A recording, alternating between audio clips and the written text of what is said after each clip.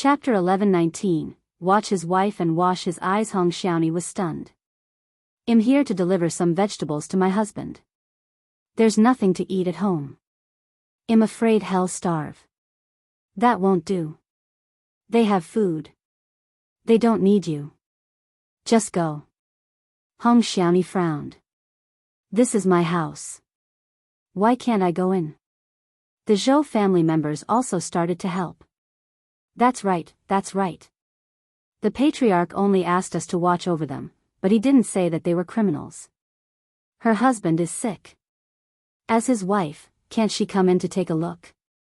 The people on both sides had different opinions, so they quickly quarreled. The four people who were talking in the room also heard it. Xiao Qingyuan stood up and said, "I'll go out and take a look. Be careful." Xiao Qingyuan left the house and walked towards the courtyard door. The villagers of the Zhou and Cheng families were still arguing, but Hong Xiaoni saw her first. She immediately lowered her eyes and wanted to walk in, but after taking 2 steps, she suddenly fell to the ground. The people who were still arguing on both sides were stunned.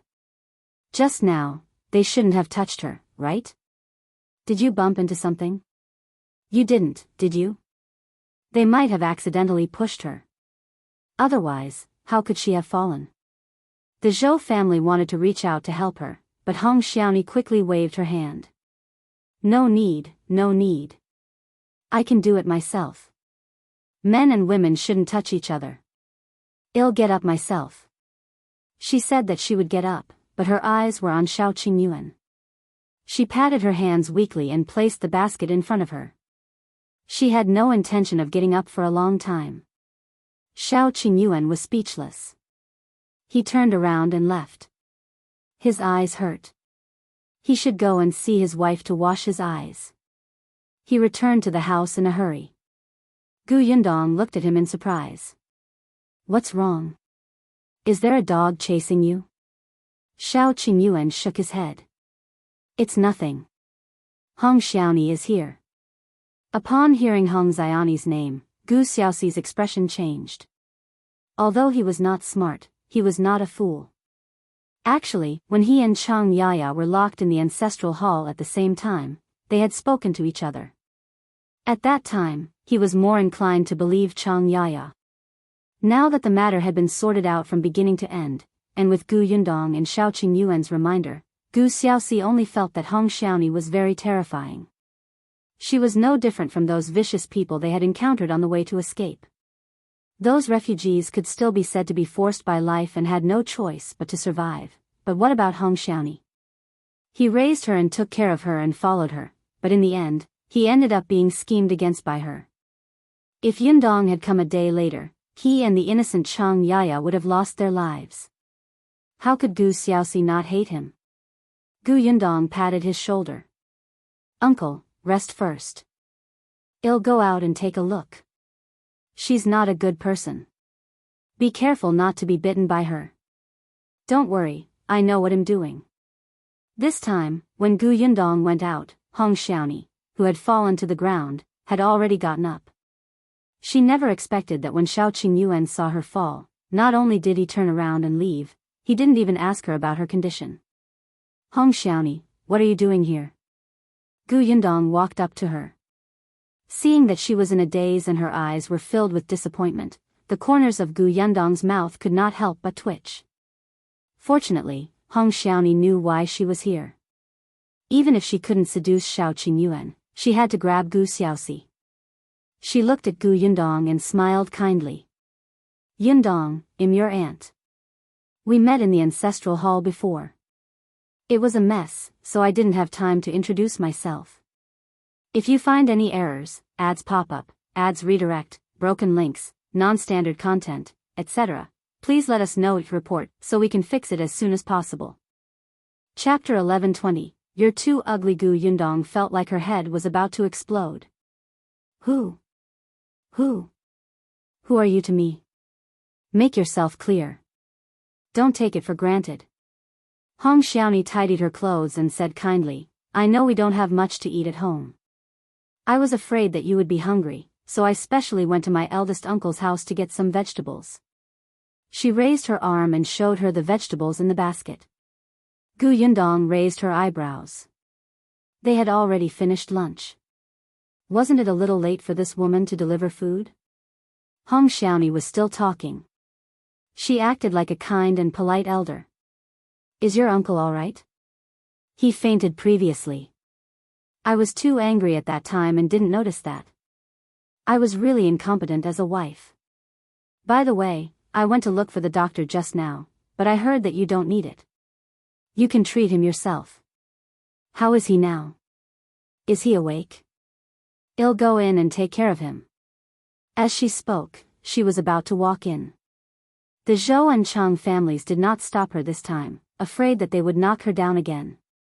Unexpectedly, Gu Yundong, who was standing behind the door, suddenly withdrew her hand.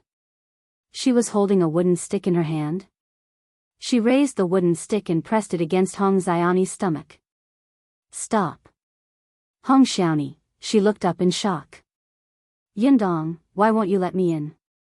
Your uncle needs me. He'll definitely want to see me when he wakes up. No, my uncle doesn't want to see you at all. You're too ugly. I am ugly? Hong Xiaonie screamed and reached out to touch her face. How was she ugly? How? The other people present looked at each other. Although Hong Xiaonie was not as good-looking as Miss Gu, she was still considered a village belle in Great Rock Village. It was just that she was a little weak and it was not easy to have children. Unexpectedly, Gu Yundong nodded firmly. Yes, you're too ugly. Your heart is dirty. Aren't you ugly? Hong Xiaonie's hand froze. She raised her head and laughed dryly. Yundong, do you have some misunderstanding about me? Did Chang Yaya say something? Let me tell you, she's lying. She wants to sow discord between us. I'm your aunt. Your uncle and I fled all the way here because we went through thick and thin together. I can't bear to part with him, and he can't bear to part with me. We're a very loving couple. Gu Yundong sneered. A loving couple? What do you mean by loving? Did you ask your eldest uncle to bring people to beat him up and throw him into the cold ancestral hall? Or did you mean that he was locked up and starved for 2 days, but you didn't even visit him? Or did you not even stop him when he was about to be burned to death by the 2 patriarchs? Hong Xiaonie felt like she was being questioned and could not breathe. She could only continue to laugh dryly. I misunderstood that Xiaoxi did something to let me down. I understand now and know that he was wronged. It was Chang Yaya who seduced him. Gu Yundong nodded. Misunderstanding? What about before the misunderstanding? Look at you, then look at my uncle. One has been raised to be fair and tender, and the other is emaciated and weathered. One has warm and tidy clothes, and the other has thin clothes and has patches all over his body. One has been working all day, and the other has nothing to do every day and doesn't even wash her clothes. Is this called a loving couple? You're clearly using my uncle as a slave. Hong Xiaonie's face turned pale, especially when she saw the meaningful gazes of the villagers standing beside her. However, she still stood where she was and explained softly, I was sick. The doctor said that I can't do heavy work and can only recuperate. If you find any errors, ads pop up, ads redirect, broken links, non-standard content, etc., please let us know each report so we can fix it as soon as possible. Chapter 11:21. I'll beat him to death. Are you sick? What illness is so strange? Gu Yundong retracted the stick. It just so happens that I'm a doctor. I'll take your pulse and see if I can completely heal you. Hong Xiaonie didn't dare to let her take her pulse. She immediately took 2 steps back. No, there's no need. I'm fine. It's really timely. Do you think I'll believe you? Do you think I'm a fool? Gu Yundong pressed closer. I don't think you're sick. You're simply sneaky, lazy, and scheming. Aren't you just bullying my uncle because he doesn't have any relatives by his side? You're really good. You've ruined him for 2 years and still dare to come to my door. Do you really think I don't have a temper? I'll return the debt to you on behalf of my uncle now. Slap. Gu Yundong slapped her across the face. The more she spoke, the angrier she became. This woman was simply despicable. In particular, she had previously heard about the cause of Father Hong's death. Father Hong had injured his leg on the way to escape. When he encountered refugees who were fighting, he could not escape at all. However, Gu Xiaoxi happened to fall to the ground as well. Seeing a knife slashing over, Father Hong flipped over and pressed down on Gu Xiaoxi to block it for him. However, even if Father Hong didn't save Gu Xiaoxi, he wouldn't be able to escape and would still die. Father Hong didn't sacrifice himself to save Gu Xiaoxi. He found a way out for his daughter before he died. However, Gu Yundong had to admit that it was a fact that he had saved Gu Xiaoxi. If he had not blocked the sword and given Gu Xiaoxi a chance to escape, Gu Xiaoxi would have been severely injured even if he survived. Therefore, Father Hong asked him to take good care of his daughter. He agreed and did it, but it was enough.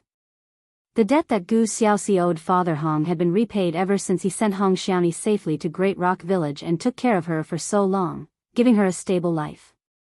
And Hong Xiaonie had set him up and tried to kill him. She owed Gu Xiaoxi. Gu Yundong's slap was to collect debts for his uncle. But Hong Xiaonie was stunned, and so were the others.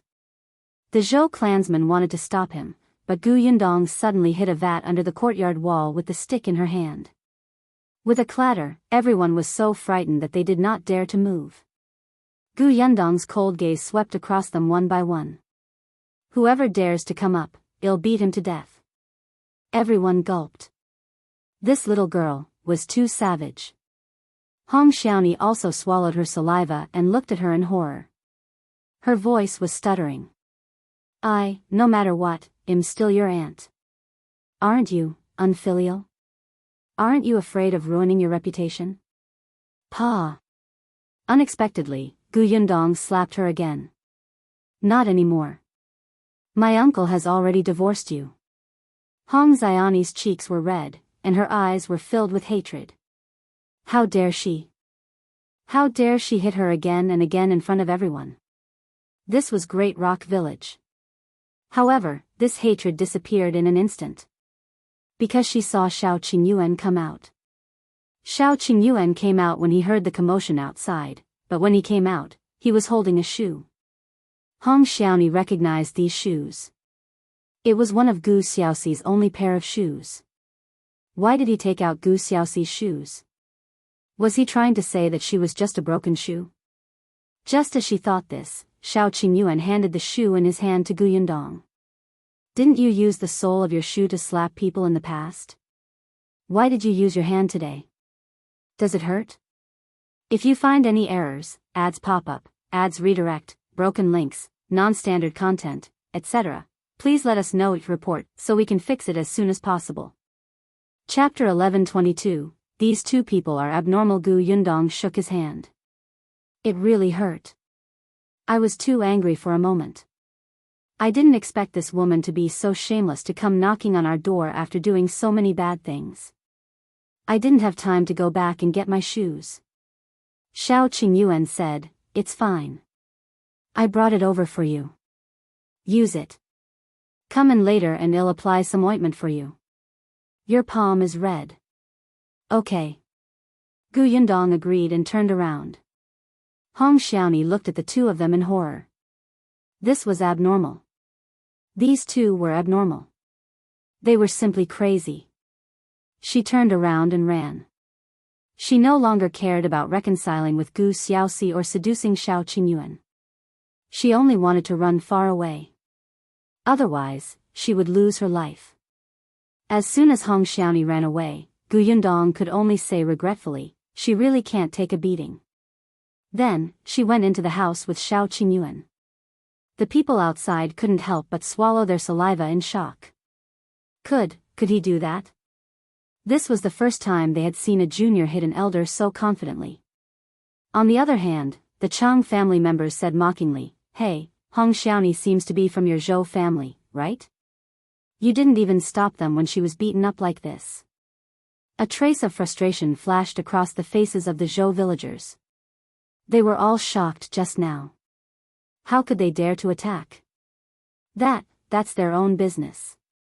It's not easy for us to interfere with a fight between aunt and niece. That's right. It's a woman's matter. How can we pull them apart as men? The few of them found an excuse and felt at ease. Moreover, strictly speaking, Hong Xiaoni was not from their clan. Gu Yundong and Gu Xiaoxi returned to the house and saw Gu Xiaoxi looking at her with a complicated expression. Gu Yundong raised her eyebrows. Did I do something wrong just now? No. Between Gu Yundong and Hong Xiaoni, he was definitely on his niece's side. I just feel depressed. He couldn't put his finger on it, but it felt like a dream. A few days ago, the two of them were still concerned about each other as a couple under the same roof. In just a few days, they had become enemies. Gu Xiaoxi didn't have any feelings for Hong Xiaoni. He liked hard-working and kind-hearted girls. Hong Xiaoni was worlds apart from his ideal wife. It was a responsibility for him to work diligently to support her. Actually, to Gu Xiaoxi, who was only about 20 years old, this responsibility was like a mountain. It was very tiring for him to carry it on his shoulders. Now, there was a feeling of relief. Yundong, you hit her. I'm afraid Chief Zhou will come later. Hitting Hong Xiaoni in front of so many people was equivalent to slapping Chief Zhou's face. How could he not be angry? Gu Yundong smiled. I just want them to come. Gu Xiaoxi was puzzled. Gu Yundong laid him down. Don't worry about what happens next. You're still sick. Lie down and have a good sleep. By the time you recover, things will probably be over. Gu Xiaoxi was even more confused, but he was indeed tired. With Yundong and his fiancée by his side, he was indeed much more at ease. Not long after he lay down, he fell asleep. Gu Yundong turned to look at Chang Yaya. You haven't had a good rest for 2 days. The room next door is empty. Go and sleep. Don't worry, we're here. Chang Yaya hesitated for a moment. Is there anything I can do to help? Not at the moment. I'll let you know if I need to. Okay. Only then did Chang Yaya return to her room to rest. As expected, not long after, Chief Zhou brought Zhou Jingui over aggressively. If you find any errors, ads pop up, ads redirect, broken links, non-standard content, etc., please let us know each report so we can fix it as soon as possible. Chapter 1123, Divorced. In order not to disturb Gu Xiaoxi and Chang Yaya's rest, Gu Yundong and Xiao Qingyuan were the first to leave the courtyard. They spoke directly at the entrance. Before Chief Zhou could speak, Zhou Jingui had already pulled Hong Xiaoni and rushed to Gu Yundong. Miss Gu, what is the meaning of this? Our Xiaoni is returning to her own home. It's fine if you don't let her in, but you don't appreciate her kindness and even hit her when she sent food to you. Do you think there's no one left in our Zhou family? Gu Yundong looked at him coldly. It was this old thing who brought people to severely injure his uncle. How dare he criticize him? Chief Zhou also spoke. Lady Gu, you must give us an explanation. Explain? Sure, because of her. Gu Yundong pointed at Hong Xiaoni, who was standing behind Zhou Jingui. She humiliated me and took advantage of me. Everyone was speechless. How did she humiliate you? My uncle has already divorced her, but she still said that she's my aunt and kept calling me niece. If this isn't humiliation, what is? I'm about the same age as her, but she insists on demoting me by a generation. If she's not taking advantage of me, what is? Zhou Jingui was furious. Divorce? What right does Gu Xiaoxi have to divorce her? I don't agree. Why do you think? A person who has been married to her husband for 2 years has yet to consummate her marriage with him. I don't know what he's planning. Shouldn't my uncle divorce such a person? Everyone was in an uproar. No, it couldn't be. Gu Xiaoxi had never touched this Hong Xiaoni. Even Chief Zhou didn't know about this. He looked at Hong Xiaoni, whose face was red and swollen, in surprise. Chief Chang came over at this moment. As soon as he approached, he laughed loudly. Brother Zhou, this is your fault. We're all men. Isn't marrying a wife for the sake of companionship and children?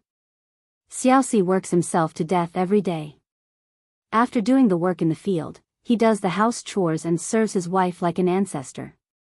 In the end, she actually doesn't let anyone touch her. If it were you, you would probably have chased such a wife home long ago, right? You can't possibly think that she's not wrong when it comes to your niece, right? Zhou Jingui gritted his teeth in anger. This old man had come at the right time. Hong Xiaoni didn't expect Gu Xiaoxi to tell her niece about this. Didn't he feel ashamed? She quickly defended herself. That's because I'm not in good health, so, if you're not in good health, then you've committed one of the 7 ailments. It's time to divorce. I'm fine now. I said that I know medicine. I'm only better than the doctors in your village. I can take your pulse and see if you're fine. I can also see what illness you had in the past. Why did you not recover for 2 years? Why did you recover at this time?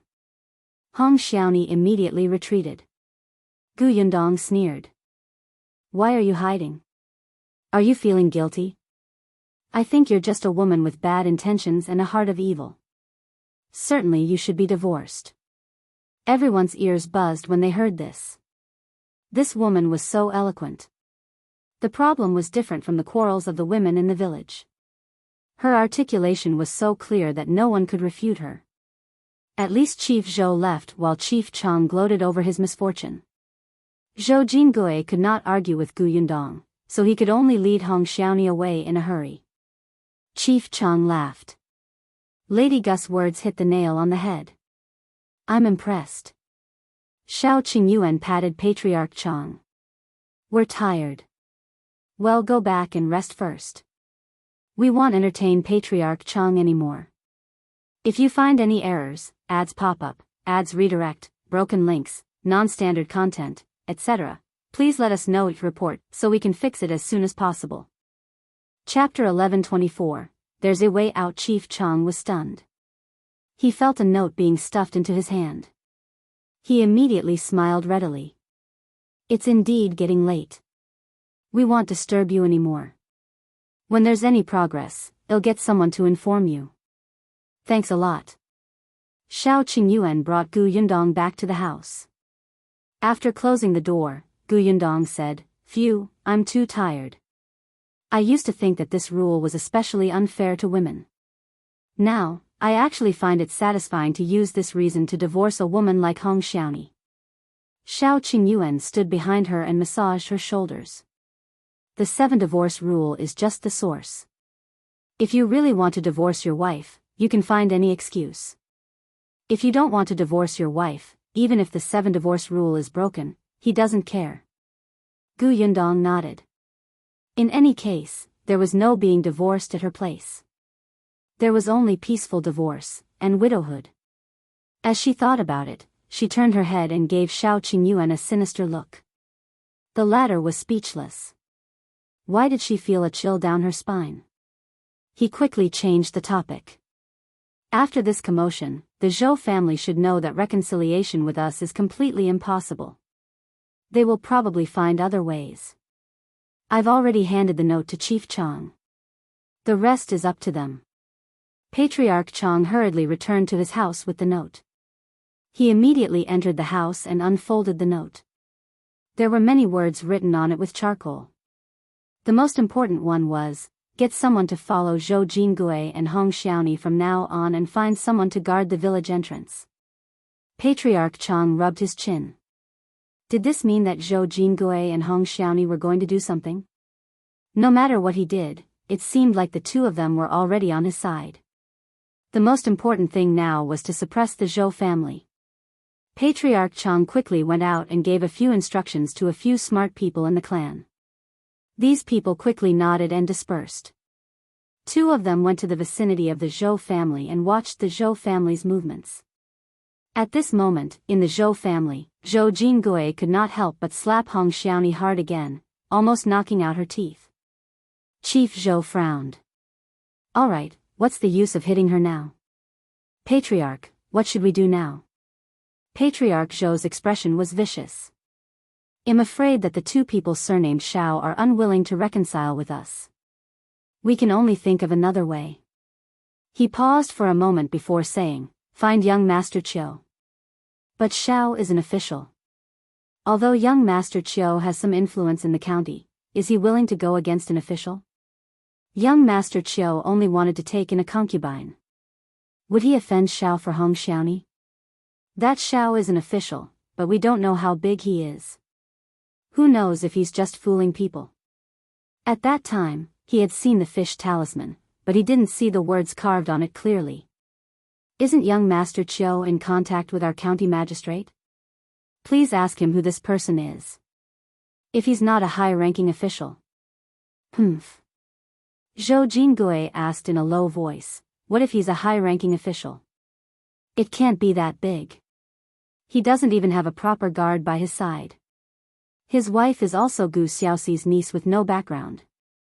Zhou Jingui nodded repeatedly. Yes, uncle is right. I'll go to the county city tomorrow morning. You can stall for time here first. Don't let anyone notice. When you see young Master Qiu, tell him more about Xiaoni's hardships and humiliation. Yes. Early the next morning, Zhou Jingui left the house before dawn. If you find any errors, ads pop up, ads redirect, broken links, non-standard content, etc., please let us know your report so we can fix it as soon as possible. Chapter 1125. In going to the county city, however, what Zhou Jingui did not know was that he had just left. Not far away, a person hiding in the straw pile's eyes lit up. He knocked his sleeping companion awake and said softly, continue to watch here. I'll follow and take a look. Be careful. This guy must be up to no good for sneaking out so early in the morning. It seems that the village chief is right. They are indeed up to something. That person nodded, gathered up his clothes, and silently followed. Then, she followed him all the way into the county city, through the alley, and finally stopped at the back door of the Qiu residence. The young man from the Chang family frowned and could only wait outside. He waited for nearly an hour before Zhou Jingui came out. However, he looked very happy. The young man from the Chang family glanced at the Qiu residence and felt uneasy. He followed Zhou Jingui back to Great Rock Village. As soon as he entered the village, he quickly found Chief Chang. Chief Chang's heart skipped a beat. The Zhou family is actually so close to the Qiu family? Could their backer be the Qiu family? Patriarch, what should we do now? Wait a moment, Chief Chang said and hurried into the house. He took a brush and paper and wrote something. Then, he came out and handed the paper to him. Go and deliver food to the people who are watching the Gu family. Find an opportunity to secretly give this note to young Master Xiao. Don't let the Zhou family find out. Go. Xiao Qingyuan quickly received the note and knew what he wanted to know. Patriarch Chang even thoughtfully wrote down the Qiu family's background and status in the county. Gu Yundong also saw the words clearly. So the Zhou family has a relationship with the Qiu family. They think that they have a backer, so they're trying their best to suppress the Chang family. According to the Chang family head's letter, the Qiu family's status in Huyuan County was the same as the Lu family's status in Fengkai County. The only difference was that unlike the Lu residents, they did not have relatives working as officials in the capital. Do you think that the Qiu family has taken a fancy to this Hong Xiaoni? At that time, when Gu Yundong guessed that she despised young Uncle Gu for being poor and wanted to climb up the social ladder, Hong Xiaoni's expression changed. Wasn't the Qiu residence like that high branch? Xiao Qingyuan wasn't sure. After all, he felt that since Hong Xiaoni was so ugly, how blind must the people of the Qiu family be to like her? I'll go to the county in the afternoon. All right, leave this to me. I'm experienced in stalling for time. I won't let them discover that you're not around. Xiao Qingyuan hugged her. Be careful. If anything happens, choose to protect yourself first. I'll rush back as soon as possible. Don't worry, I won't joke about myself. As they spoke, Xiao Qingyuan walked towards the courtyard. Before he left, he had to put on a show for the people in the courtyard. When Xiao Qingyuan arrived at the courtyard, he squatted on the ground and wanted to clean up the vat that had been broken yesterday. Gu Yundong immediately walked over and pulled him up. "Brother Xiao, don't be busy. I took care of uncle for the entire night yesterday. He won't have a fever again and again now. Hurry up and go to sleep. I'm here." Then, in front of everyone, she pushed Xiao Qingyuan into the house. The people in the courtyard couldn't help but laugh. I didn't expect that while this young master looked so noble, he actually took care of Gu Xiaoxi for the entire night. I'm afraid Gu Xiaoxi's luck will change in the future. Before he could finish speaking, Gu Yundong came out angrily. "If you find any errors, ads pop up, ads redirect, broken links, non-standard content, etc., please let us know each report so we can fix it as soon as possible." Chapter 11:26. Someone wants to see you, what are you arguing about? Didn't you hear what I said just now? All of you are so loud. There's a patient in this room. Can you think for others? Do you have any morals? As soon as Gu Yundong came out, she started scolding her. The 6 of them were stunned and looked at her in a daze. Xiao Qingyuan took advantage of the fact that everyone's gaze was on Gu Yundong. With his back facing him, he quickly flipped out of the courtyard. It couldn't be helped. The Gu family's courtyard was really small. There was no window or exit on the other side. The only exit was this courtyard and that door. Fortunately, the courtyard wall was not high. It was too easy for Xiao Qingyuan. He disappeared in an instant. Seeing that he had left, Gu Yundong glared at the 6 of them and said in a gentler tone, "Don't speak later. Stay quiet. Otherwise, I'll kick all of you out." With a fierce expression, she returned to the house arrogantly. From the beginning to the end, the 6 of them did not realize that Xiao Qingyuan had already left. Xiao Qingyuan left the courtyard and quickly disappeared from the village. As expected, there was already a carriage parked at the entrance of the village. It was the coachman he had hired yesterday. When the coachman saw him, he quickly went up to him. "Young Master Xiao, are you going back to the county city?" However, Xiao Qingyuan untied the reins of the carriage and said to the coachman, "I have something urgent to attend to. Wait for me here first.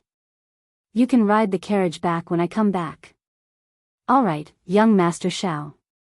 "Thank you." How could it be difficult?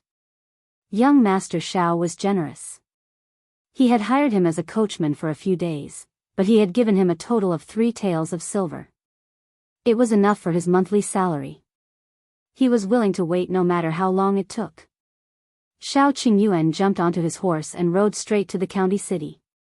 At this moment, at the entrance of the county office, the young master of the Chiu family was walking out casually. However, the county magistrate, who was still in the government office, asked the private advisor beside him in confusion, "Why didn't I know that an official from the imperial court came to our Heiyuan county? Could it be that some lord from the capital has a secret mission? If that's the case, the other party shouldn't have taken out the fish talisman to announce his identity. Lord, according to the young master of the Chiu family, this person doesn't even have a guard by his side. I'm afraid his status isn't high, and he's a little suspicious." The county magistrate touched his chin. He was a cautious man. A young official with a fish talisman suddenly appeared. Regardless of whether it was a high-ranking official or a low-ranking official, he had to find someone to investigate carefully. Therefore, he did not hesitate anymore.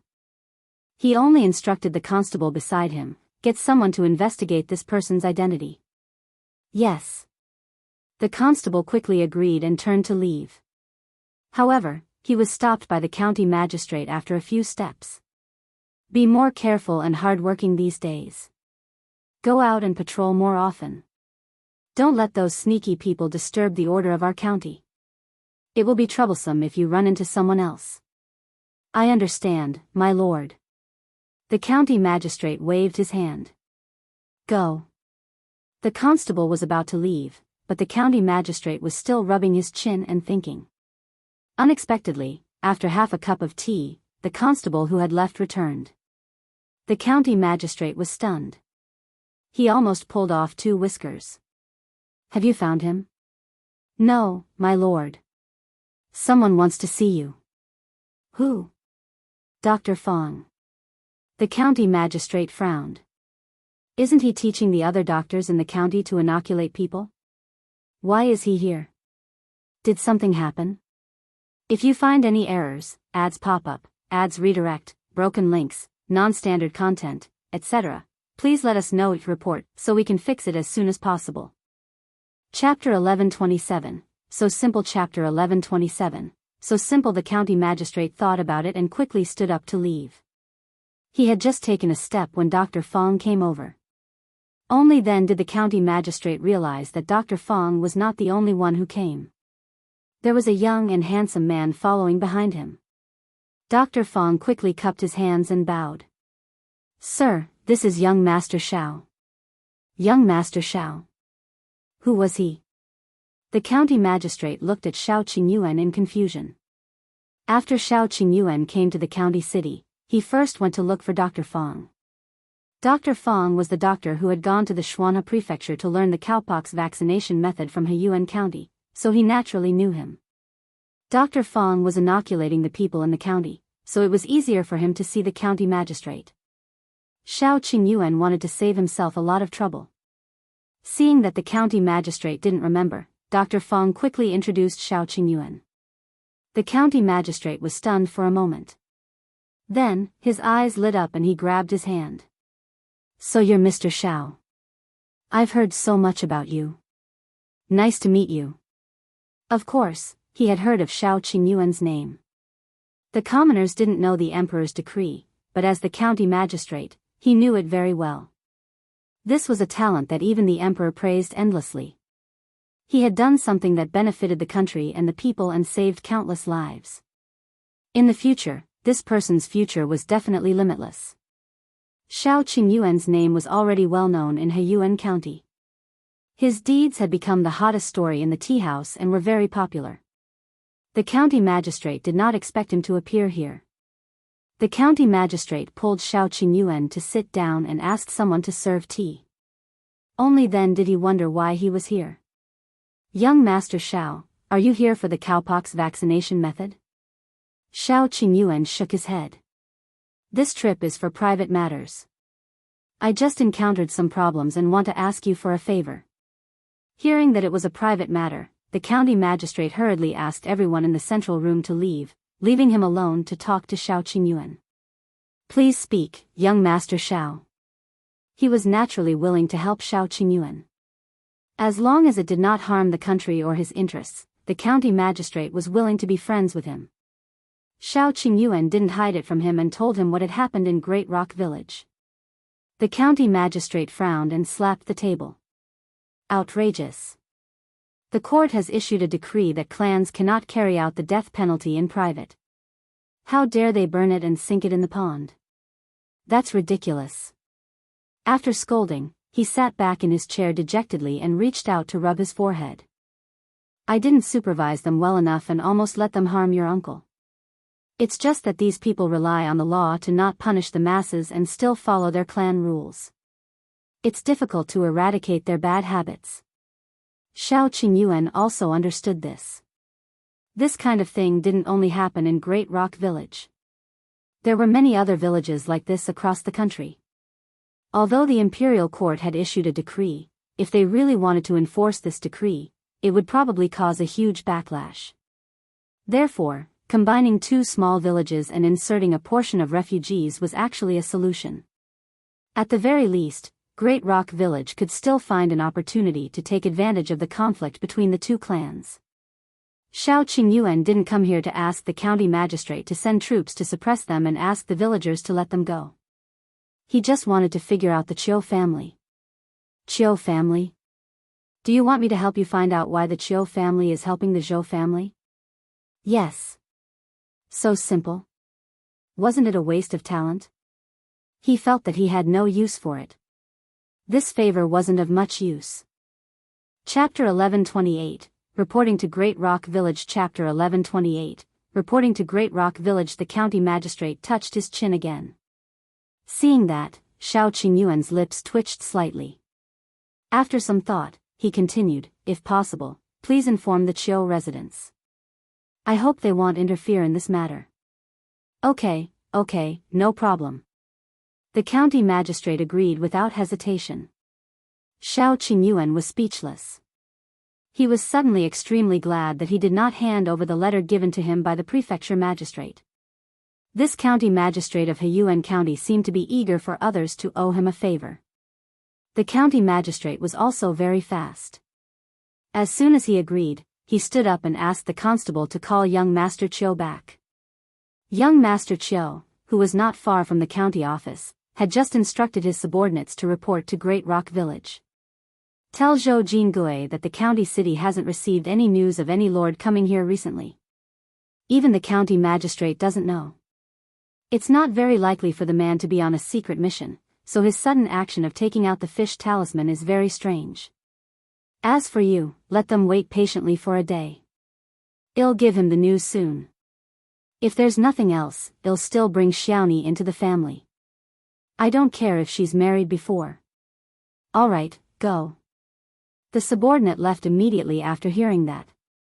As soon as he left, the constable came to look for young Master Chiu. Young Master Chiu found it strange. Didn't he just see her? However, he still followed her to the county office. Xiao Qingyuan didn't see young Master Chiu. He was drinking tea at the back and letting the county magistrate talk to young Master Chiu. When young Master Chiu heard that the official holding the fish talisman actually had a great background, he was immediately shocked and anxious. The county magistrate comforted him. Don't worry. That lord has no grudge against you. He won't cause you trouble.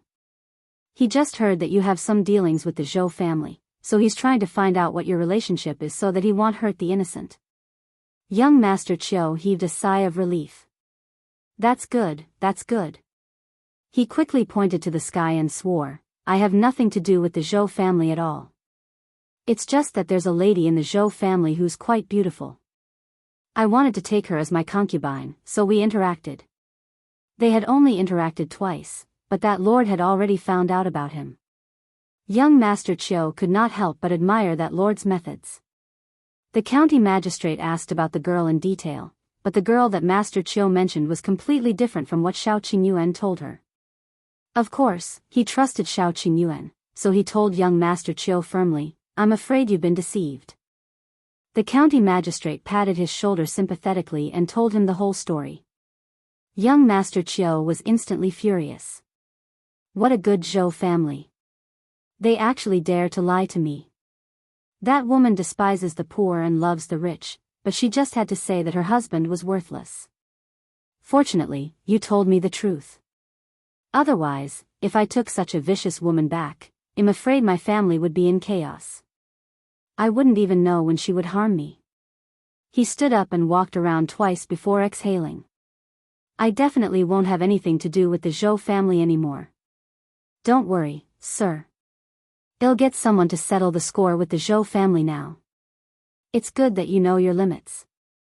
Young Master Chiu thanked him a few more times before leaving in a hurry. After walking out of the county office, young Master Chiu found his servant and instructed him to hurry to Great Rock Village. After sending young Master Chiu away, the county magistrate returned to the back hall. You heard it too. The Zhou family is deceiving both sides and wants to benefit from it. Unfortunately, they are too ambitious. It's fine if they want Hong Xiaoni to marry into the Chiu family, but they also want to take the opportunity to take down the Chang family. In the end, they failed. Chapter 1129, A Good Show. Chapter 1129, A Good Show. Xiao Qingyuan had already roughly connected the cause and effect of the matter according to the time period young Master Chiu had mentioned. He thanked the county magistrate and was about to leave. The county magistrate wanted Xiao Qingyuan to stay for dinner and a chat.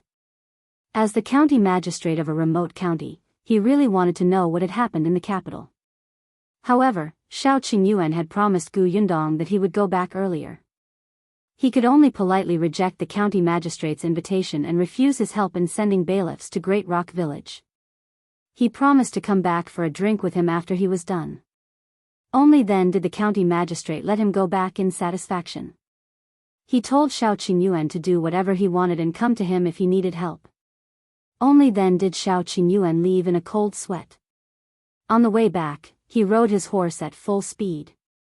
Soon, he overtook young Master Chio's servant and arrived at the entrance of Great Rock Village.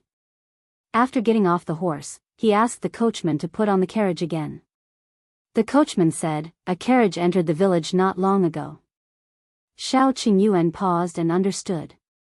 Young Master Chio sent a total of 2 subordinates over. One came early and was probably already at the Zhou family. The other was still behind, but it would be soon. Now, there would be a good show to watch. Xiao Qingyuan's guess was right. The person who had been seen by the coachman entering the village was indeed the person young Master Chio had instructed to go to Great Rock Village. He had left early and was already at the Zhou residence. When Zhou Jingui saw him enter, he immediately welcomed him in with a smile and invited the patriarch over. Seeing that everyone was here, the servant took a sip of tea and said, "Our young master said that the county magistrate is very sure that the county magistrate hasn't received any news of a lord coming here recently. Don't scare yourself. The young master asked you to wait for a day and bring Xiaoni into the house. Our young master doesn't care if he has married anyone before. As long as Xiaoni serves the young master well in the future, there won't be any problems. You don't have to worry." Chief Zhou, Zhou Jingui, Hong Xiaoni, and the others were overjoyed. Since young Master Chio had said so, there was definitely no problem. However, Chief Zhou quickly became puzzled. "But that person has a fish talisman euro," the servant was stunned. He couldn't remember what the young master had said. He seemed to have mentioned something about the fish talisman. After thinking for a moment, his eyes suddenly lit up and he said, "The young master said that there's something strange about the fish talisman." Chief Zhou was even happier. "You mean that he might have stolen the fish talisman from someone else?" "That's right." Chief Zhou's eyes lit up. He immediately instructed Zhou Jingui, "Gather the clansmen. Let's go to the Gu family." "Yes." Zhou Jingui walked out of the door in high spirits. As soon as he went out, the people watching him outside immediately chased after him. When they realized that he had started to gather his clansmen and looked like he was about to cause trouble, their expressions immediately changed drastically and they quickly went to inform Chief Chang. When Xiao Qingyuan entered the village, he happened to see this noisy scene. He immediately rushed to the Gu residence and squatted in the corner. Gu Yundong, who was in the kitchen, heard him clearly and knew that he was back. She immediately let out a cry. The 6 people who did not dare to make a sound in the courtyard suddenly woke up and subconsciously got up to run into the kitchen. The 6 of them went in. Gu Yundong screamed again and shouted, "Why did all of you come in?" When Xiao Qingyuan received the message, he quickly climbed over the wall and entered the house. Chapter 1130, Arrest. Chapter 1130, Arrest. Only then did Gu Yundong dawdle out of the kitchen. She said to the 6 of them, "You're just making a fuss. I just accidentally dropped something and made a sound. Is it worth it for all of you to come in? All of you are men.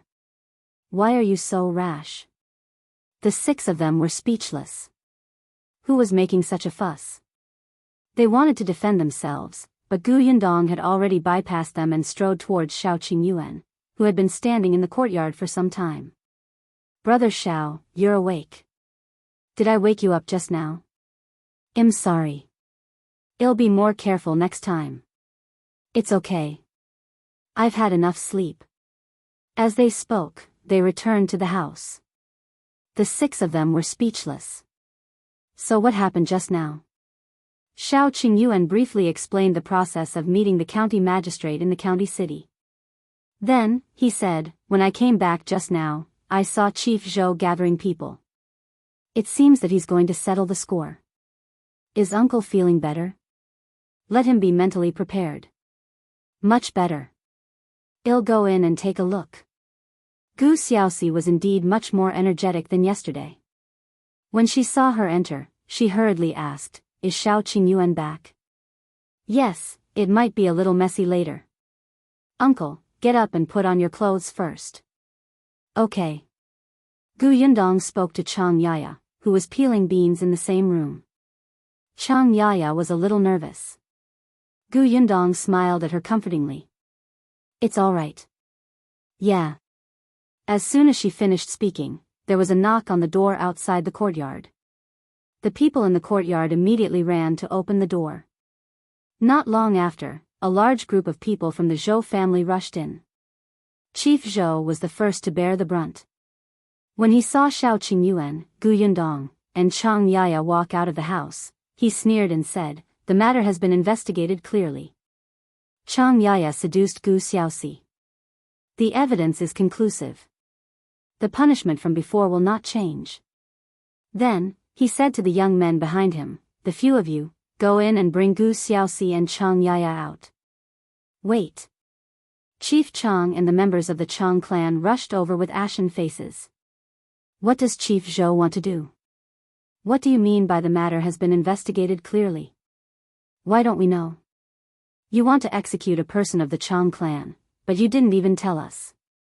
Do you think our Chang clan is easy to bully? The people behind him were also filled with righteous indignation. They held hoes and shovels in their hands and looked like they were about to fight someone to the death. Chief Zhou sneered. How can I not know? Back then, so many people saw them lying on the bed in disheveled clothes. Aren't you clear enough about catching them in the act? As he spoke, he suddenly leaned close to Chief Chang's ear and whispered, "Old Chang, don't blame me for not reminding you. I've received confirmation. This Xiao is not a high-ranking official. He's a fake. If you continue to get involved with him, be careful not to be consigned to eternal damnation." Ha ha ha ha. Patriarch Chang's face turned pale as he looked at him in shock. Chief Zhou waved his hand impatiently. Arrest him. Yes, Chief. The few young men behind him replied confidently. Xiao Qingyuan immediately straightened his bow. The few of them stopped in their tracks and did not dare to go forward. Chief Zhou snorted coldly. Young Master Xiao, do you know what kind of crime it is to impersonate an official of the imperial court? That's a huge crime, and your entire family will be executed. I advise you not to meddle in other people's business. Otherwise, it's not worth it to implicate your entire family for Gu Xiaoxi. Chapter 1131. So much information. Chapter 1131. So much information. Everyone present widened their eyes in shock. Imposter? Gu Yundong found it funny. Who told you that my brother Xiao is an imposter? Chief Zhou said, "You guys really won't shed tears until you see the coffin." He gave Zhou Jingui a look. The latter quickly led a person to the front and introduced proudly, "This young man is from the Qiu family in the county." The young master of the Qiu family personally asked the county magistrate, who personally said that you were an imposter. Xiao Qingyuan was speechless. He was very sure that the county magistrate had never said that. He looked at the servant of the Qiu family. For some reason, the latter did not dare to meet his gaze. However, under the expectant gazes of Zhou Jingui and the others, he still nodded firmly. That's right. That fish talisman of yours is strange. You're not an official of the imperial court at all. I advise you Euro **T. A loud shout suddenly interrupted him. The servant was a little unhappy and turned around with a frown. He saw a person panting not far away. He looked familiar. As the man got closer, he suddenly became alert. Euro, isn't this young master's capable servant, Chioda? This person was just a handyman from the Qiu mansion. In fact, he did not have much status. Young Master Qiu did not take the Zhou family seriously at all, so he casually sent a servant over. After that, he carefully sent his loyal servant over. When the servant saw Chioda, he immediately went up to him and smiled obsequiously. Brother Chioda, why are you here? It seems that young Mr. Euro is very concerned about the Zhou family. When Chief Zhou and Zhou Jingui heard this, they immediately became even more imposing. Zhou Jingui had seen Chioda before and knew that he was very influential in front of young Master Qiu. Seeing that he had come personally, it seemed that young Master Qiu was very satisfied with Xiaoni. He quickly went forward and said, Brother Qiu, don't worry. There are so many of us.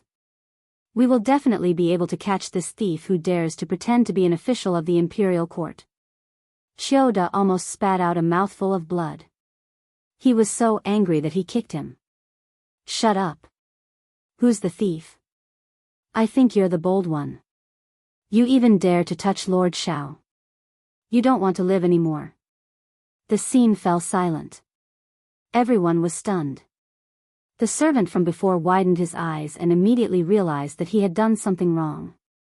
As expected, Zhou Jingui pointed at him and said, But he said that young Master Chiu confirmed that this young Master Xiao is a fakey Euro. Fake what? You're the ones who don't tell the truth. Of course, Chiodo would not take the blame for his own people. He would deal with his own people when he returned. Now, he had to unite with the other servant and deal with the outside world. He pointed at Zhou Jingui and said, You guys are really bold to actually dare to lie to my young master. My young master took a fancy to Hong Xiaoni and wanted to take her as a concubine. He didn't mind that she had married someone before, but he also clearly said that if her husband couldn't bear to let her go, he wouldn't do such a thing as snatching a commoner girl. What did you say?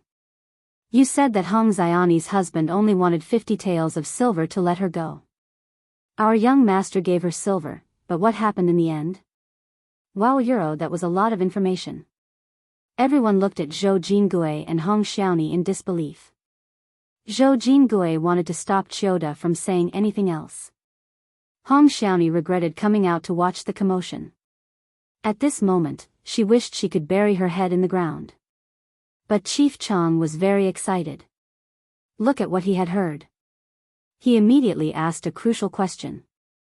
Chapter 1132, This is a snake. Chapter 1132, This is a snake. Brother Chioda, when did your young master say that he wanted Xiaoni to be his concubine?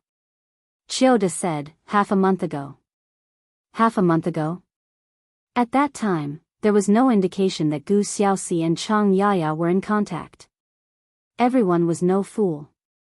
What was there to not understand?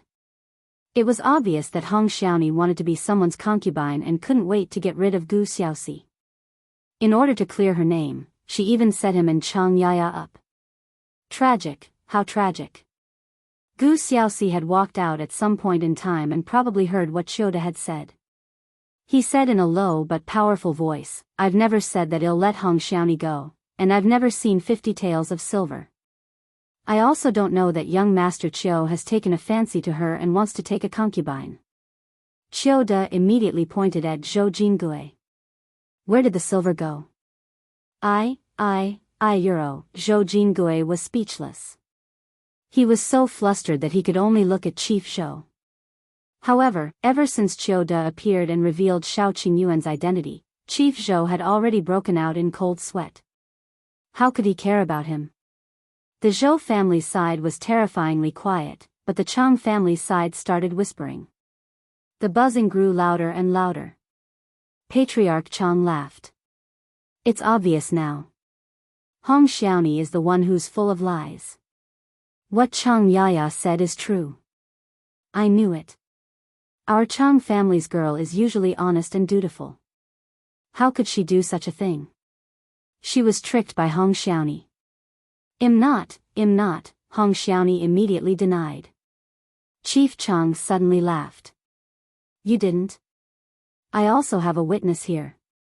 Do you want to hear what he has to say? He waved his hand behind him, and immediately, someone walked over with a middle-aged man between their arms. When Chief Zhou saw him, his expression became very ugly. This was the doctor. Back then, in the note Xiao Qingyuan had given Patriarch Chang, other than asking him to keep an eye on Zhou Jingui and Hong Xiaoni, he had also asked him to interrogate the doctors in the village.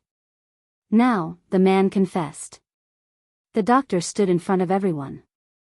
Facing everyone's covetous gazes, he could only brace himself and say, actually, 2 years ago, Hong Xiaoni gave me benefits and asked me to lie to Gu Xiaoxi and tell her that her health wasn't good. She had to keep recuperating for 2 years. Also, a few days ago, Hong Xiaoni took 2 packets of medicine from me and gave them to Gu Xiaoxi and Chang Yaya. After that, I listened to her and told everyone that Gu Xiaoxi was healthy and couldn't find a euro. Everyone's eyes widened when they heard this. The person standing beside Hong Xiaoni could not help but take 3 steps back. Even the Zhou family could not help but gasp. How much hatred did she have? She actually schemed against her husband. Not only that, but she also wanted to kill the innocent Chang Yaya. A scorpion. This was a scorpion.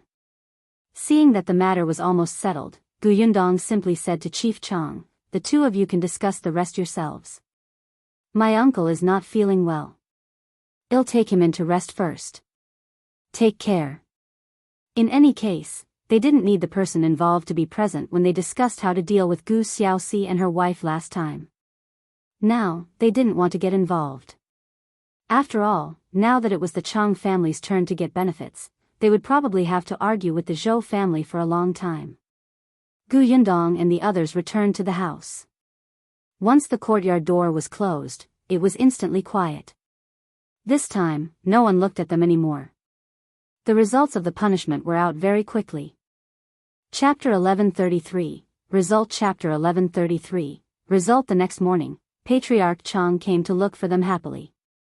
The Zhou family no longer had the strength to fight back. From the moment Xiu Da appeared in Stone Village and revealed the truth, from the moment the village physician completely revealed Hong Xiaoni's true colors, to the moment he confirmed that Xiao Qingyuan was a true official of the imperial court, Chief Zhou knew that they were finished. All their plans had been for naught. Now, they were the ones who had to compensate and be accounted for. The Zhou family had compensated the Chang family with a lot of food and benefits.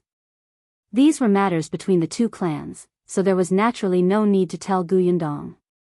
The Chang family head had brought the results of the treatment of Gu Xiaoxi and the other 2. The village held a meeting to prove Gu Xiaoxi's innocence. Moreover, these things were planned by Hong Xiaoni and the rest. Naturally, they has to compensate Gu Xiaoxi for being beaten up innocently and locked up in a dark house. Here is the silver the Zhou family gave him. 50 taels. 50 taels? I remember that young Master Chiu gave Zhou Jingui 50 taels of silver euro. Chief Chang immediately smiled. The 50 taels were taken away by the servants from the Chiu family yesterday. These are the silver from the Zhou family. After a pause, he advised, "Don't think it's too little. Our village is poor. It's already good enough that the Zhou family can take out 50 taels." Gu Yundong also knew that it was only because she and Xiao Qingyuan were there that the Zhou family took out money to compensate. Otherwise, youngest uncle would have suffered this beating for nothing. At most, he would have cleared his name. She didn't say anything and put away the 50 taels. Chief Chang heaved a sigh of relief when he saw this. Although he also wanted the Zhou family to bleed, there were some things that he could not be too ruthless about. This silver was related to the interests of the entire Zhou family. If he gave too much, these people would be dissatisfied and cause trouble. In any case, after this incident, the Zhou family was already dissatisfied with Chief Zhou. Perhaps if he worked harder, Chief Zhou would have to change to someone else. Patriarch Chang continued, "This matter was caused by Zhou Jinggui's family. He has been punished by the clan and is locked up in the Zhou family's ancestral hall. As for Hong Xiaoni, she should have been drowned in the pond for doing such a ruthless thing." Butayuro, he glanced at Xiao Qingyuan. Gu Yundong understood now. Brother Xiao was an official of the imperial court after all, and this matter had been made known to the county magistrate. If they were to execute someone in private, it would not be good for anyone. However, one of her legs was broken, and everyone in Great Rock Village knows what kind of person she is. She won't have a good life in the future. Speaking of which, her situation is even more painful than sinking into the pond. Because of her, the Zhou clan suffered heavy losses. Because of her, Zhou Jingui was imprisoned in the ancestral hall according to the clan rules. Because of her, Chief Zhou suffered great humiliation. These people would blame Hong Xiaoni. One could imagine how difficult her life would be in the future. Especially since Gu Xiaoxi was about to leave. The person who doted on her the most and took care of her was no longer around. How could she recover in the future? And Yaya, the clan will compensate her for the grievances she has suffered. As for what kind of compensation, Chief Chang did not say.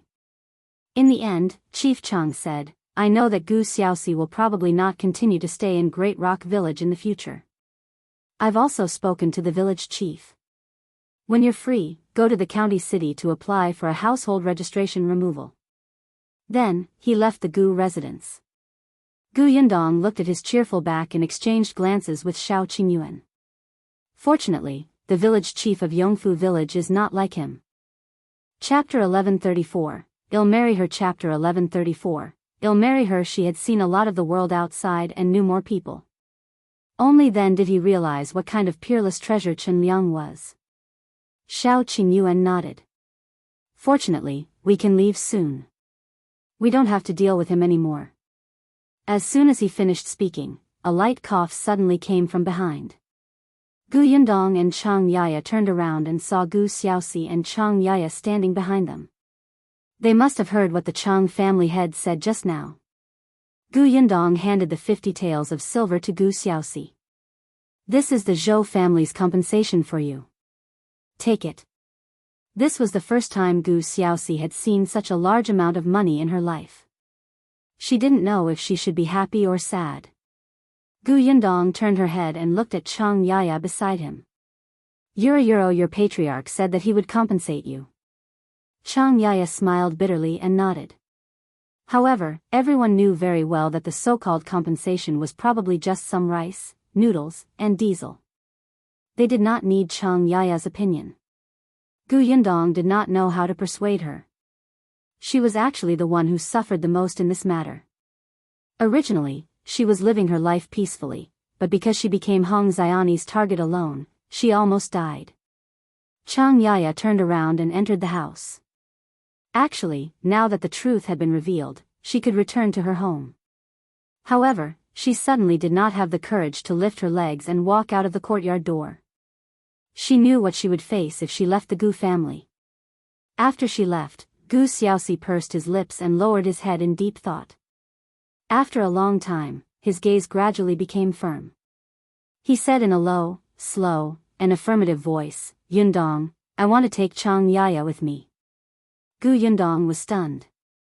Uncle, do you know what you're saying?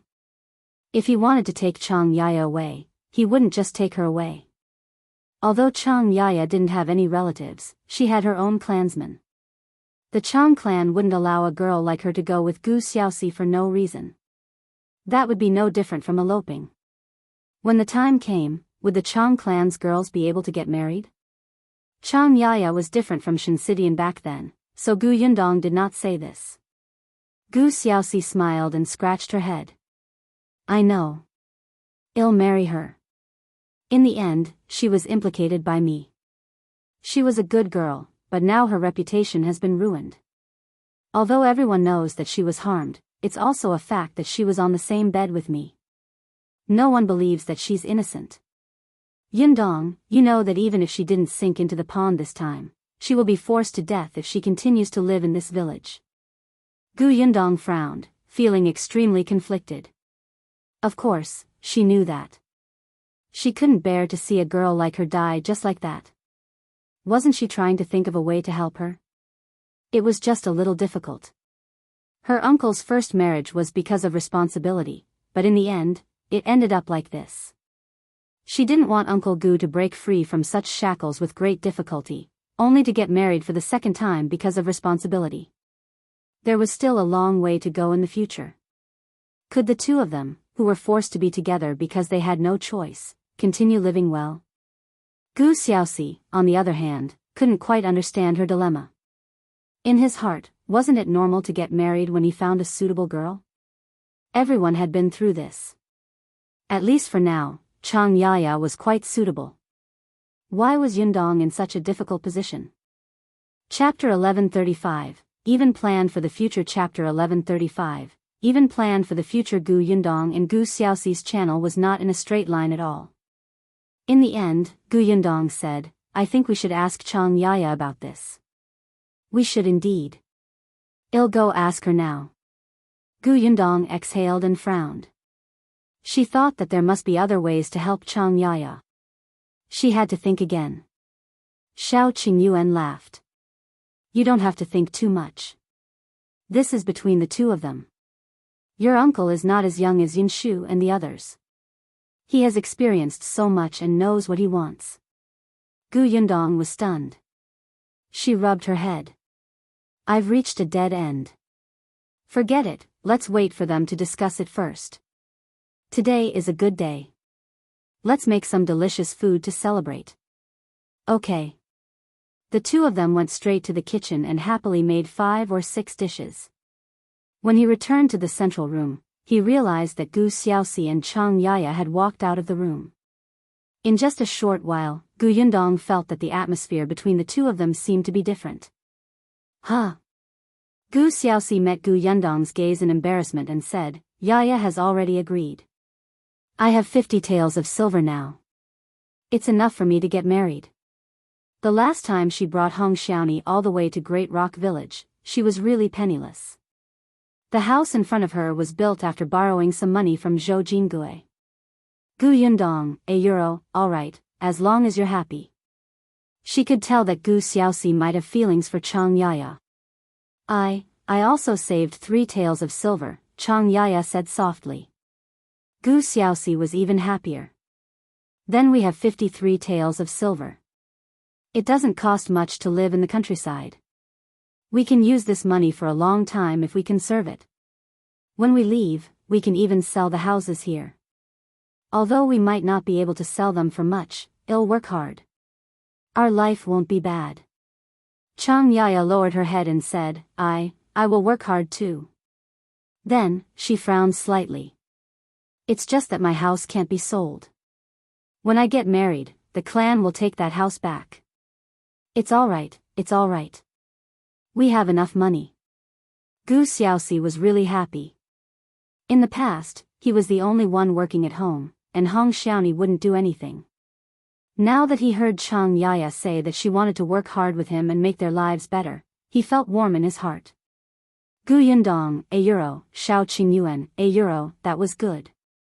The future days had already been planned.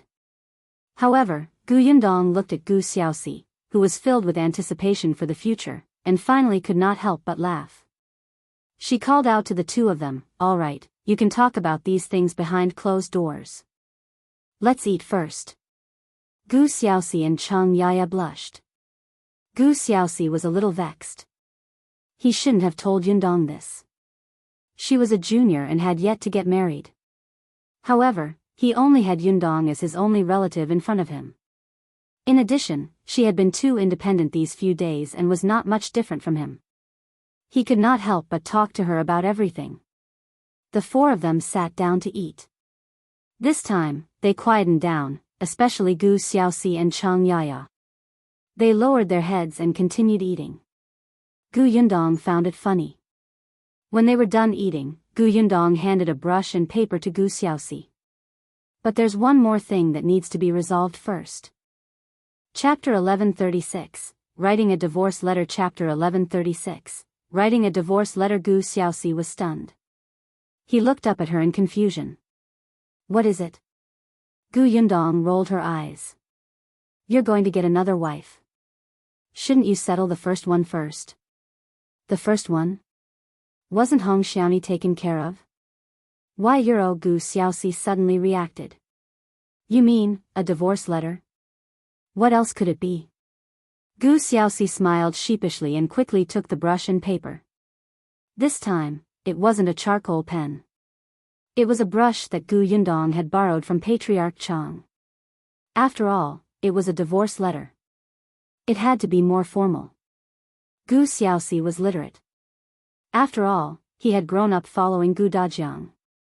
He could write basic words.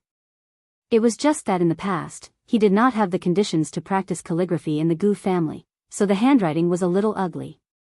It was like a dog crawling, and it really hurt his eyes.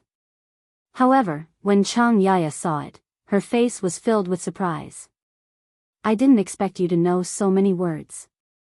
Gu Xiaoxi instantly felt embarrassed. It's €1, it's all right. After a pause, he added, if you want to learn, it'll teach you in the future. I can learn too. Sure. My brother said that women should learn to read so that they won't be easily deceived. Chang Yaya's eyes seemed to glow. Of course, she wanted to be literate, but in Great Rock Village, there were not many boys who could afford to go to school, let alone girls. Facing Chang Yaya's adoring gaze, Gu Xiaoxi's heart inexplicably beat faster. Gu Yundong rolled her eyes as she watched from the side. Youngest uncle, you should practice your handwriting first. Don't lead people astray. When the time comes, people will think that normal handwriting is like yours. After he finished writing, Gu Xiaoxi heaved a sigh of relief. He planned to hand this divorce letter to Hong Xiaomi personally. He would treat it as settling things between them. Chang Yaya was still at the Gu residence, and Gu Yundong did not go out. Therefore, Xiao Qingyuan accompanied Gu Xiaoxi to the Zhou residence. Along the way, they encountered many villagers. Some were from the Zhou family, some were from the Chang family, and some were outsiders. All of them looked at the two of them with resentment, joy, and curiosity. In the past, Gu Xiaoxi didn't have much of a presence in Great Rock Village. When he met those strong and unreasonable people from the two races, he would almost always avoid them. Now, it didn't matter anymore. He faced all kinds of gazes very calmly. When they arrived at Zhou Jingguo's house, before they could enter the house, they could vaguely hear cries and curses coming from inside. It's all your fault, you shameless thing. You caused us to be in such a sorry state. Why don't you die? Why don't you die? Why don't you take a look at yourself? Do you think that everyone wants you? Now, young Master Qiu doesn't want you anymore. Even Gu Xiaoxi doesn't like you anymore. What hope do you have in life? You don't have a father or a mother. You don't even have a husband. Do you believe that when you go out in the future, others will spit at you? If I were you, I would jump into the river. Back then, so many people died in the famine. Why didn't you? Gu Xiaoxi, who was outside the door, had a complicated look in his eyes. He sighed inwardly. Xiao Qingyuan glanced at him. Have you softened your heart? I'm not soft-hearted. I just didn't expect it to come to this. At the thought that she had set him up and almost burned him to death, his heart could not soften. It was as cold as iron. Let's go in, Xiao Qingyuan said. Gu Xiaoxi glanced at the divorce letter in her hand, nodded, and strode into the Zhou family's courtyard. Chapter 1137, I'm so miserable. Chapter 1137, I'm so miserable. Hong Xiaomi, let me tell you. This is the Zhou family. Don't stay here. Yuyuro, eldest Aunt Zhou, was still scolding angrily when she saw the two of them enter. Her voice stopped abruptly. You, what are you doing here? Of course, eldest aunt also hated Gu Xiaoxi. If it was in the past, she would have pounced on him, bit him, and torn him apart. However, when her gaze landed on Xiao Qingyuan, all her impulses collapsed. Her husband was still locked up in the Zhou family's ancestral hall. If she still dared to do anything, her family would not have a good life. Gu Xiaoxi glanced at her and said, I'm looking for Hong Xiaomi. Why are you looking for her? Something's up. Eldest Aunt Zhou's heart was filled with hatred. After glancing at Xiao Qingyuan fearfully, she could only reluctantly point to a room beside her. She's over there. Gu Xiaoxi glanced at the room and pursed her lips. When he first came to Great Rock Village, he and Hong Xiaomi had lived in Zhou Jingguo's house for a few days, so they were naturally very familiar with the Zhou family's environment. The house that eldest Aunt Zhou had pointed out could not even be considered a woodshed. It was a place where various farming tools were placed. It was originally built with the outhouse, but now, it was separated by a mud wall as tall as a person. Gu Xiaoxi heaved a sigh of relief and strode towards the room. Xiao Qingyuan stood in the courtyard without moving. Therefore, even if Aunt Zhou wanted to hear what they were saying in the house, she did not dare to do anything under his nose. The moment Gu Xiaoxi pushed open the door, he saw Hong Xiaomi lying on the bed. There were many baskets and hoes in the house, and only a small piece was still empty. There were 2 benches there and 2 wooden boards on them. They could be treated as a bed. Hong Xiaomi was lying on this wooden board, staring blankly at a basket hanging on the beam above her head. Upon seeing Gu Xiaoxi enter, She froze for a moment before hurriedly sitting up. However, her leg was broken, and she fell off the bed. Gu Xiaoxi instinctively ran forward to support her. However, as soon as he touched her, he immediately recalled the grudge between the two of them. She was no longer the wife who was seriously ill and needed to be taken care of. He quickly retracted his hand, but it was too late. Hong Xiaoni grabbed his arm and asked anxiously, Xiaoxi, Xiaoxi, why are you here? Are you here to take me away? Take me away. I was wrong. I've let you down. I won't do it again. I'll definitely be a good wife in the future. I'll take care of you, serve you, and give birth to your children, okay? Gu Xiaoxi wanted to stand up, but Hong Xiaoni was surprisingly strong. He couldn't break free. He quickly took out the divorce letter and handed it to her. He said, "You've misunderstood. I'm here to divorce you. From now on, we have nothing to do with each other. You're on your own." Hong Xiaoni was stunned. Gu Xiaoxi took this opportunity to quickly retract his hand and immediately took 2 steps back. Hong Xiaoni couldn't read, but when she heard the word divorce, her expression suddenly became ferocious. She grabbed it and tore it into pieces. What divorce letter? No, there's no divorce letter. She raised her head and looked at Gu Xiaoxi. You want to divorce me, right? You were so good to me in the past. You couldn't bear to let me suffer at all. You listened to everything I said. But now, my leg is broken. Look, I'm so miserable. Xiaoxi, you can't leave me alone. Take me away, okay? I beg you. Chapter 1138, Proposal. Chapter 1138, Proposal. Gu Xiaoxi looked at the pieces of paper on the ground and paused for a moment before saying, It's useless even if you tear this divorce letter. I'll leave another letter in the Zhou family. Hong Xiaoxi's voice stopped abruptly. She looked at him in disbelief and cried, I've already begged you like this, but you're still indifferent? Must you divorce me? Gu Xiaoxi, didn't you hear how that woman outside scolded me just now? I'll die if I stay here. Gu Xiaoxi looked at her steadily. You're the one who caused all of this. But you promised my father that you would take good care of me. My father entrusted me to you. How can you not care about me? Hong Xiaoni cried until her face was smudged. It was as if she was grabbing the last chance and urgently moving Father Hong out. Yes, as long as she mentioned her father, Gu Xiaoxi's heart would definitely soften. That was his savior. He saved my life. You took my life. It's paid off. No, you didn't pay it back. Hong Xiaoni shouted hoarsely. You're still alive and well, but my father is dead. How can this be considered paying it back? Seeing that she seemed to have gone crazy, Gu Xiaoxi shook his head slowly. If you think so, I can't do anything about it. When I die in the future, I'll apologize to your father. With that, he turned around and left without looking at Hong Xiaoni again. Hong Xiaoni panicked and hurriedly crawled forward. Don't go. Gu Xiaoxi, don't go.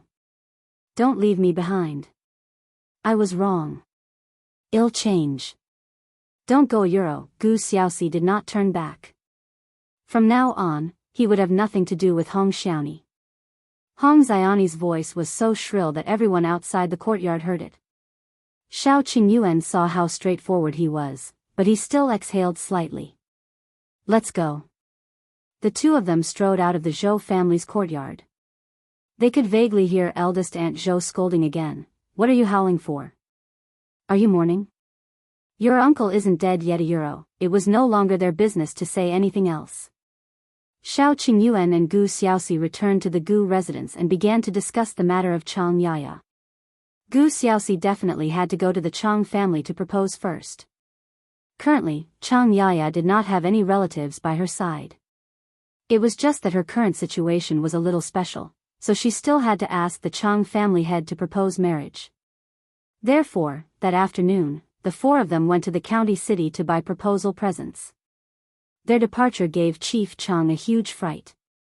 It was fine if they left, but why did they take Chang Yaya with them? It was not easy for things to calm down. If news of Chang Yaya eloping with someone spread, the Chang family's reputation would be finished. Fortunately, an elder advised him, the Gu family's house is still there. If Gu Xiaoxi wants to leave, he will definitely sell it. He probably has something on and will leave temporarily. There's no hurry. If he had something to do, why did he bring Chang Yaya along? This elder didn't know. However, at night, the four of them appeared at Chief Chang's house. Gu Xiaoxi and Chang Yaya had changed into brand new clothes that they had bought from the tailor shop in the county. Gu Xiaoxi had used his 50 taels of silver to buy the clothes. After all, he was going to propose. She couldn't possibly wear clothes that were filled with patches. He was still carrying a lot of things in his hand. When Chief Chang saw this, he was extremely surprised. When he saw Chang Yaya looking at Gu Xiaoxi shyly, he suddenly realized what was going on and was overjoyed. He hurriedly invited them in. Chapter 1139, No Banquet. Chapter 1139, No Banquet. As expected, Gu Xiaoxi directly explained his intentions. I'm here today to propose marriage. I want to marry Chang Yaya. Patriarch Chang was overjoyed. Actually, he had thought about it before. He might as well let Gu Xiaoxi marry Chang Yaya. If so many people saw her lying on the same bed with him, her chastity would be gone. If Chang Yaya continued to stay in Great Rock Village, rumors would still force her to death in the future. He might as well let Gu Xiaoxi take responsibility. However, with Xiao Qingyuan and Gu Yundong around, he did not dare to make such a request. Therefore, he could only continue to wrong Chang Yaya. He did not expect them to have such intentions. Without much thought, Chief Chang hurriedly nodded and agreed. All right, all right, all right. Yaya is a hard-working girl. She's a good person. You're also someone diligent. When you two become husband and wife in the future, you'll definitely live happily ever after. He looked at the proposal present on the table again. It was not very expensive. It was similar to what the villagers in the village had prepared when they proposed. He thought that with a nephew-in-law who was a high-ranking official, this man would at least buy something good. Gu Xiaoxi didn't know what he was thinking, but he bought the present with his own money. Naturally, he bought the same things as the other villagers. Chief Chang retracted his thoughts and asked, since there's no problem with this marriage, when will this banquet euro? We won't be holding a banquet here. Before Chief Chang could finish speaking, Chang Yaya interrupted first. However, when he said this, not only was Chief Chang stunned, but even Gu Yundong and the others were stunned. Chang Yaya smiled and said, after all, something just happened in the village. If Xiaoxi and I get married at this time, the Zhou family will definitely be unhappy. There might be other rumors spreading. It's better to keep a low profile. Xiaoxi and I signed the marriage contract and we can be considered husband and wife. Chief Chang lowered his eyes. What he said made sense. They had just tricked the Zhou family. They had to know when to stop. If they added fuel to the fire, they might retaliate. Chang Yaya continued, moreover, Xiaoxi has been separated from his brother and sister for so long. His family is looking forward to him going back early. Yundong and Qingyuan also have something important to do. It's not good to delay for too long. Patriarch Chang nodded. That's true. He could only sigh regretfully, but it didn't matter. He didn't think much of Chang Yaya. Whether she wanted to hold a wedding banquet or not was her own business. In that case, it's settled. Tomorrow morning, you guys come over and sign the marriage contract. From then on, you'll be husband and wife. Thank you, Patriarch. Things progressed very smoothly and quickly. Gu Xiaoxi originally wanted to tell Chang Yaya about the banquet. Unexpectedly, that night, Chang Yaya was left at Chief Chang's house. After all, she was a member of the Chang family.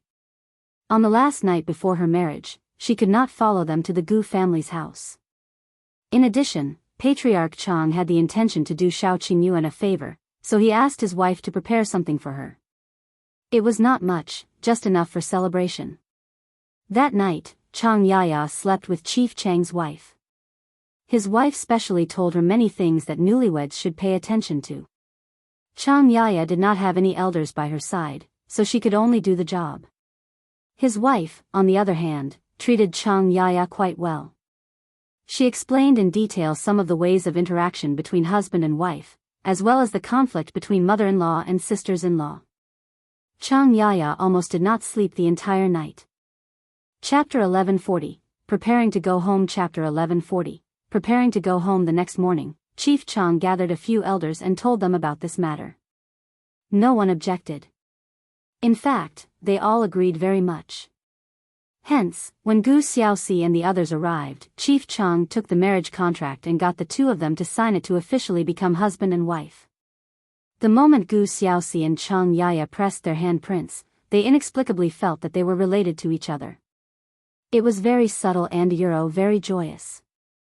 Even if there was no banquet, there had to be a dowry. Xianxia only had 3 taels of silver in total. However, her family had a cage that her mother had brought when she married over. It was quite beautiful, including this. Some of the clothes and blankets were really old and useless. In the end, Chief Chang discussed with a few elders. Although they had decided to take back her original house after she got married, in order to compensate her for the grievances and injustice she had suffered previously, the clan still bought it for 2 taels of silver. They even added 2 pieces of red cloth and a quilt. In this way, Xianxia's dowry was actually much better than some girls in the village. As for the betrothal gifts, they were just a formality. They would definitely not be handed over to the clansmen. In the end, they were all given to Xianxia. As such, Xianxia's own money was considered quite a lot. Even the chief's wife was envious. When she got married, her family did not give her so much money. Once the marriage contract was signed, they would officially be husband and wife. Xianxia's hair was also tied up, and she looked different. When the few of them returned to the Gu residence, Gu Yundong specially made room for the newlyweds. She pulled Xiao Qingyuan and ran away. They still had to look for the village chief to settle the household registration first. On the other hand, Gu Xiaoxi and Xianxia sat alone in the room with uncomfortable expressions. They clearly had a lot to say 2 days ago, but suddenly, it seemed like they could not say anything. Seeing that they couldn't stay silent any longer, Gu Xiaoxi swallowed his saliva and spoke first. By the way, why don't you agree to hold the banquet? If you're worried that the Zhou family will cause trouble, we can set up 2 tables and only entertain close friends. No, I just don't like it here. Xianxia said, I've lived in Great Rock Village since I was young. I don't have any friends or relatives. Even if I'm supposed to invite someone, I don't know who I should invite. If I set up a wine banquet, it feels like it's just for fun. I don't want to. Gu Xiaoxi understood. Although Xianxia had clansmen, she did not feel the warmth of her clansmen. Not long ago, she was almost pulled out of the pond by these clansmen. No one pleaded for her. No one believed that she was innocent. Everyone could not wait for her to die. She was bitterly disappointed. If she held a wedding, she believed that no one would sincerely wish her well. If that was the case, there was no point in hosting a banquet. Gu Xiaoxi fell silent. He couldn't help but reach out to cover her hand and say, in the future, I'll dote on you and treat you well. Xianxia's eyes were sour. Yes, now, she had a husband. Moreover, this husband looked very good. She looked up at Gu Xiaoxi and smiled again. The tears in her eyes fell without warning. Gu Xiaoxi's heart ached terribly and he reached out to wipe them away. After Gu Yundong and Xiao Qingyuan settled the matter, they began to consider whether they should return to the Gu residence. If they went back like this, would they interrupt something? Why don't we stay in the county for the night and come back tomorrow? Alright, after we sell Uncle's house tomorrow, we can set off home. Chapter 1141, Inexplicable Silver. Chapter 1141, Inexplicable Silver. Gu Yundong and Xiao Qingyuan decisively went to a county inn to stay for the night. Because he had promised the county magistrate of Huyuan County that he would go to the county office before he left, Xiao Qingyuan went to the county magistrate to fulfill his promise and thank him. Gu Yundong did not follow her.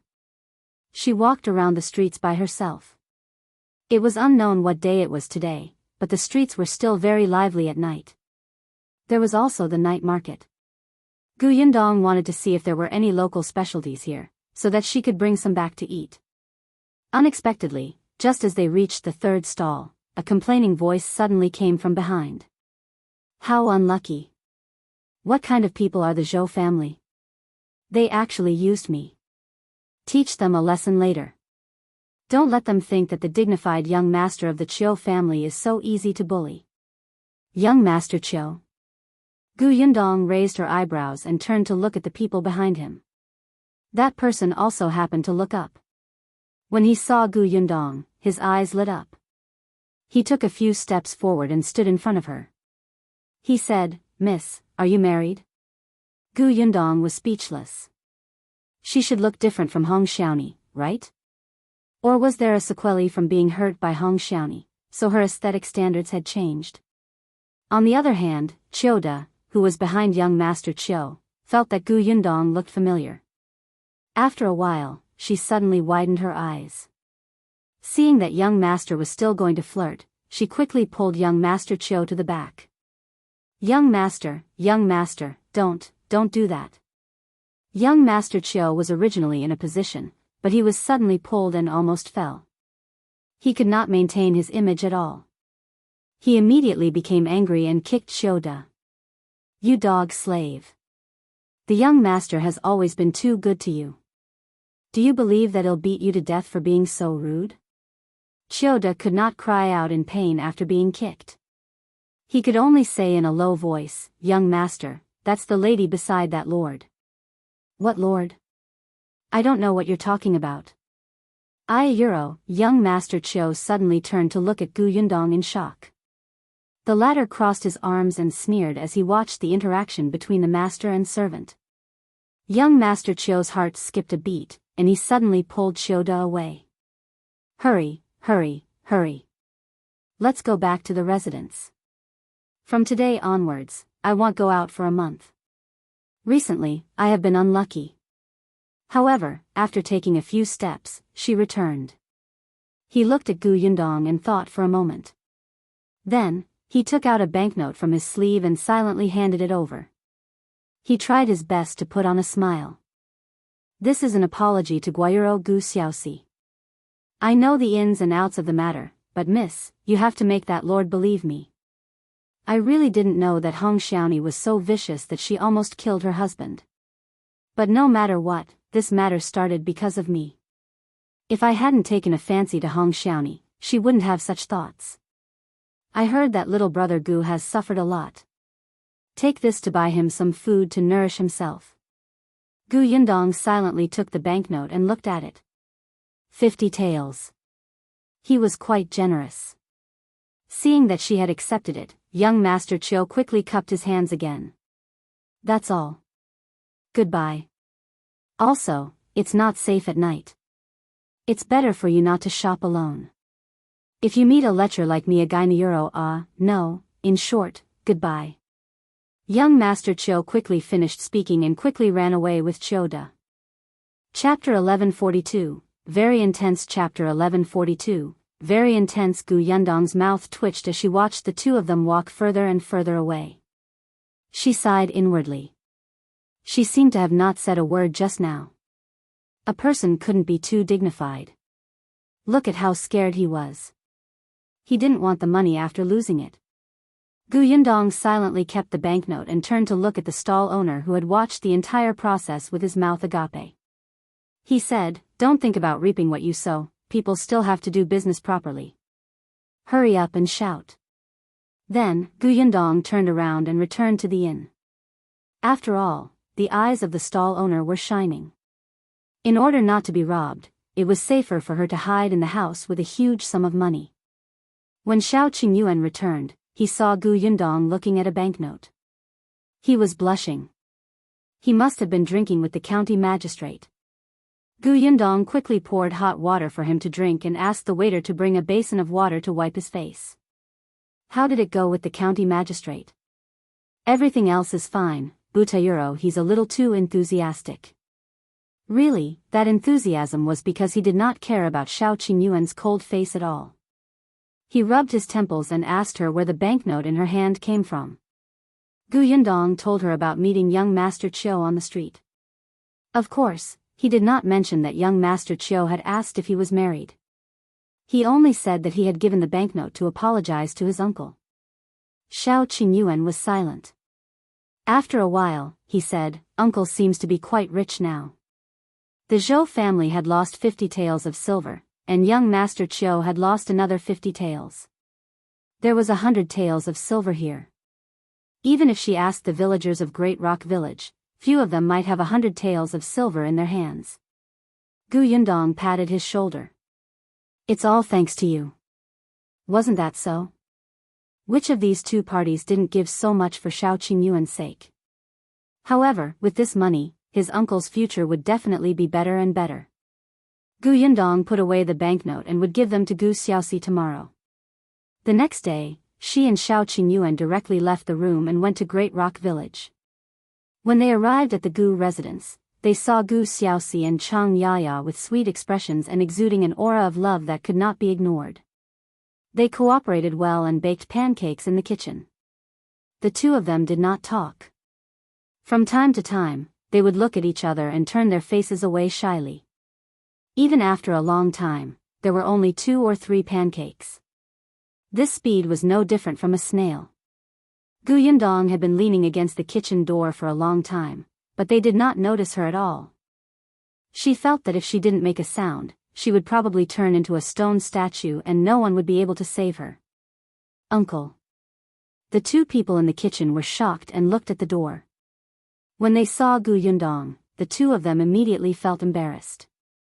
Gu Yundong could not help but tremble after being fed another mouthful of dog food. Damn it, she had watched her parents show off their love at home. It was not easy for her to go out alone with Brother Xiao, but she still had to be shown off by her uncle. They simply did not take her seriously. She also had Brother Xiao, okay? "Yundong, you're back." Gu Xiaoxi quickly washed her hands and came over. "Have you and Qingyuan eaten? The porridge isn't ready yet. Have a piece of pancake first." Of course they had eaten. Look at the time. They had already returned from the county city, all right? It seemed that their wedding night was very intense. Gu Yundong hurriedly hit her own head to clear the messy thoughts in her mind. She said to Gu Xiaoxi, "Let's get down to business first."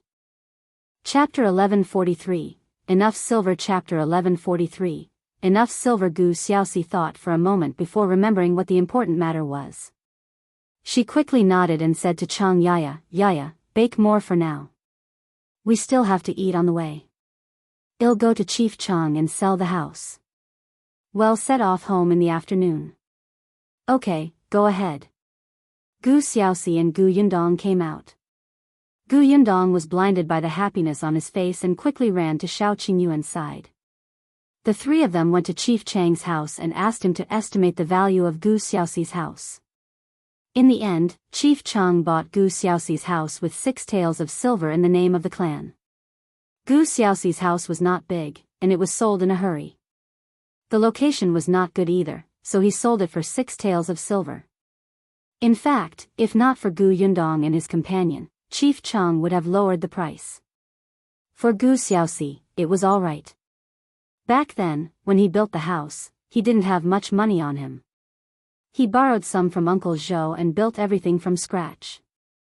It could be said that more than half of the house was built by him alone. Therefore, this house was his hard work. To be honest, he was a little reluctant to part with it. However, he was even more reluctant to part with his siblings. They were all waiting for him to go back. At the thought of this, Gu Xiaoxi couldn't wait any longer. After signing the contract with Chief Chang and taking the silver, the three of them returned. When they got home, Chang Yaya had already cooked porridge and prepared pancakes. After the 4 of them ate, Gu Yundong gave the 50 taels of silver to Gu Xiaoxi and told her about meeting young Master Chiu on the way. Gu Xiaoxi was stunned. He looked at the silver in disbelief. There's silver again? Had he been lucky recently? Why was it his turn to receive all the good things? His niece was still alive, and his brother and sister were waiting for him at home. The Zhou family had given him 50 taels of silver as compensation, and he had even married a wife he liked. Now, he had money. Gu Xiaoxi couldn't help but look up at the sky. Why did it feel like a pie had suddenly fallen from the sky? Xianxia was also shocked. She felt like she was in a dream. Gu Yindong stuffed the banknote into his hands. All right, put them away quickly. When we return to Jianghu village, you still have to build a house, set up a feast, buy land, or start a small business. This 100 taels might not be enough. Gu Xiaoxi blinked. How is it not enough? This is 100 taels. It's definitely enough. Xiao Qingyuan pursed his lips. I hope you'll still think that way when you reach Yongfu village. Gu Yindong let the two of them digest it and quickly began to pack her things. Gu Xiaoxi and Xianxia did not have much luggage. Gu Xiaoxi only had 2 sets of clothes. Gu Yindong looked at the 2 sets of clothes that were filled with patches and cursed Hong Xiaoni in his heart. She glared at Gu Xiaoxi resentfully. Xianxia's dowry box had already been moved over. She didn't have many things. The box was only half full. When everything was loaded onto the carriage, Gu Xiaoxi took one last look at the house before locking the door and handing the key to Chief Chang. When their carriage left, everyone in Great Rock Village knew. Many people came out to take a look. Seeing that Xianxia was also here, everyone realized that she and Gu Xiaoxi were actually married. Eldest Aunt Zhou was also in the crowd. When she saw Xianxia in her new clothes with a flushed face, she was furious. When she returned, she could not help but find trouble with Hong Xiaoni again. Chapter 1144, Why didn't you mention the Gu family? Chapter 1144, Why didn't you mention the Gu family? You don't know how well that Gu Xiaoxi treated Xianxia. He even had to support her when she gets into the carriage. Their new clothes are very eye-catching. In the future, with a nephew-in-law who is a high official, Gu Xiaoxi will be rich. Xianxia will also rise in status. She might even have servants serving her in the future. Hong Xiaoni almost went crazy when she heard Aunt Zhou's words. How could it be? How could it be? Gu Xiaoxi had just divorced her and she was already married to Xianxia. How could he dare? She was clearly his wife. She should have followed him to enjoy wealth and glory.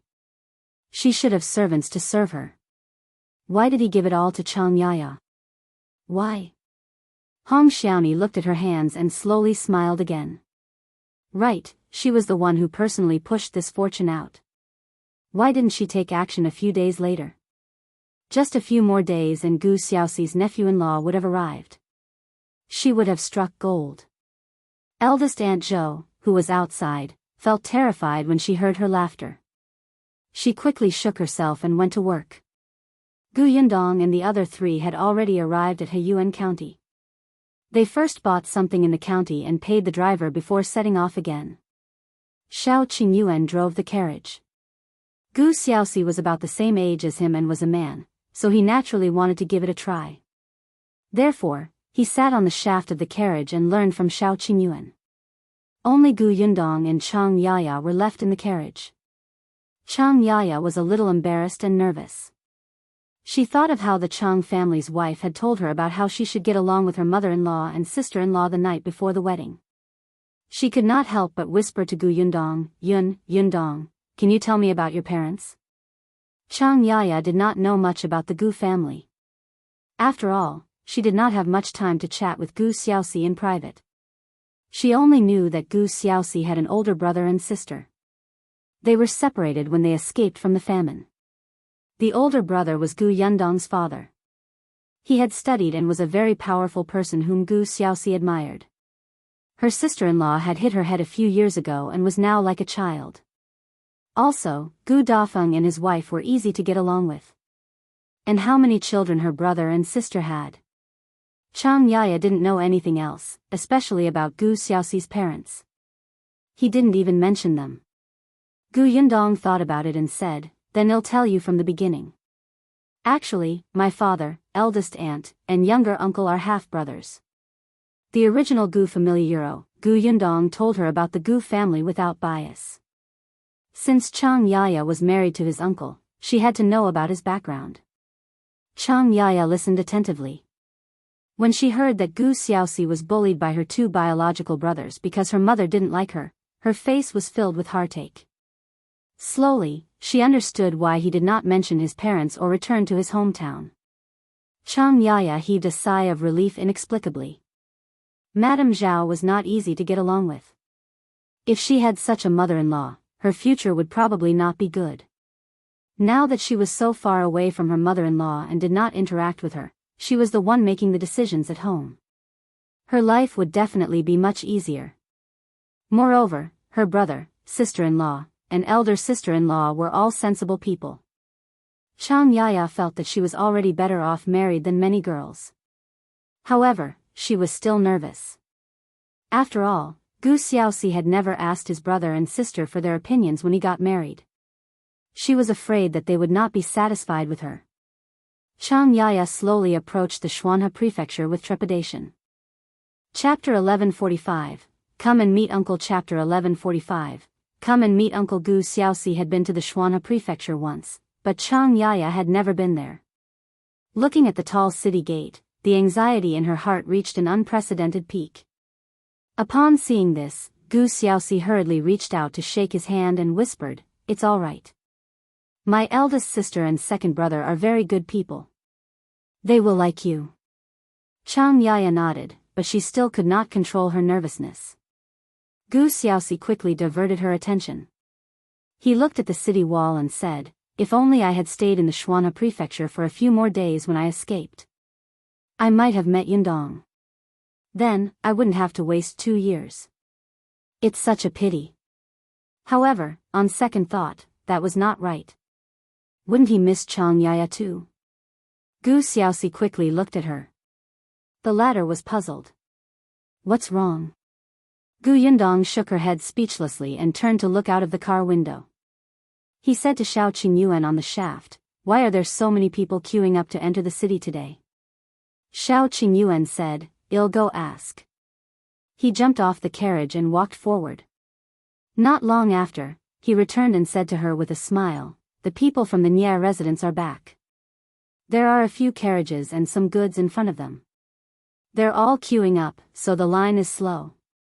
Gu Yundong was delighted. So Nye Shuang and Aunt Cor back too. They had gone to the capital and been there for a few months. Previously, they said that it was because of Nye Kong. Now that they were back, the problem must have been resolved. "I think so." Xiao Qingyuan nodded. "Do you want to go and greet them?" Gu Yundong looked up at the long line and then turned back to look at youngest Uncle Gu. She said, "Another day. They just came back today. I'm afraid they're very tired. It's better to bring youngest uncle home first." "Okay." Xiao Qingyuan got into the shaft again and slowly moved forward with the team. When they entered the city, the sky was already a little dark. Xiao Qingyuan sped up and drove straight to the small courtyard. Gu Xiaoxi wasn't familiar with the prefectural city, but he could tell that it had changed a lot from the last time he came. It had only been 2 years, but it felt much more prosperous. Yundong said that she had a shop in Xuanhe prefecture. How powerful was she to open a shop in the prefectural city? He had been looking for the shop called Gus along the way, but unfortunately, he couldn't see it. The carriage only gradually slowed down when it entered the school district. Unexpectedly, when it was about to reach the entrance of the alley, Xiao Qingyuan suddenly stopped. Gu Yundong had just lifted the curtain to look outside when she saw a few familiar children playing at the entrance of the alley. She was about to greet her when Gu Yunke saw her. The girl immediately rushed over like a cannonball and shouted happily, eldest sister, you're back?" Hearing the crisp voice, Gu Xiaoxi hurriedly lifted the curtain and saw that lively figure running in front of her. Gu Xiaoxi found the shape of the girl quite familiar. Xiao Qingyuan carried her into the carriage. The little girl immediately crawled in and threw herself into Gu Yundong's arms. Eldest sister, you're finally back. Father and eldest aunt are waiting for you."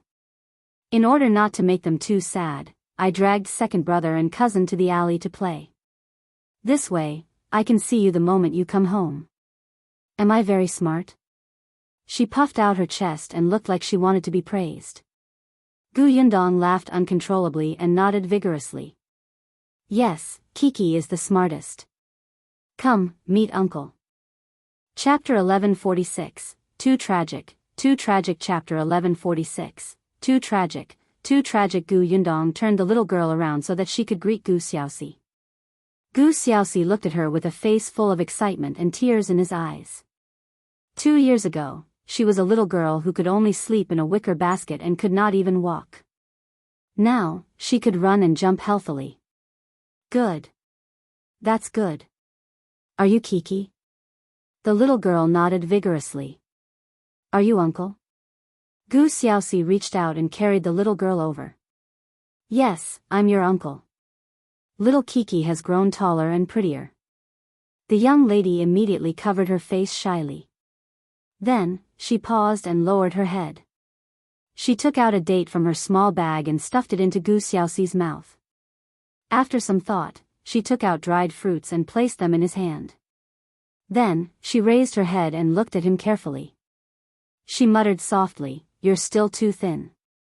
Hence, she continued to dig around in her bag. After taking out a handful of melon seeds and stuffing them into the pocket of her clothes, she removed the entire bag from her neck. After a moment of silence, she gritted her teeth and stuffed it all into Gu Xiaoxi's arms. Gu Xiaoxi was speechless. Gu Yundong almost died of laughter when she saw the fearless expression on her face. Why did you give all your precious snacks to youngest uncle? Out of sight, out of mind. The little girl focused on Gu Yundong and said, eldest aunt said that younger uncle had suffered a lot. He must not have been able to eat his fill in the past 2 years, and his clothes are not warm. He might even be missing an arm or a leg. That's really pitiful. I saw just now that what eldest aunt said is actually true. Younger uncle is so thin that he doesn't have any fat. I'll give him some nourishment. As she had stuffed a date into his mouth, Gu Xiaoxi had no choice but to eat it first.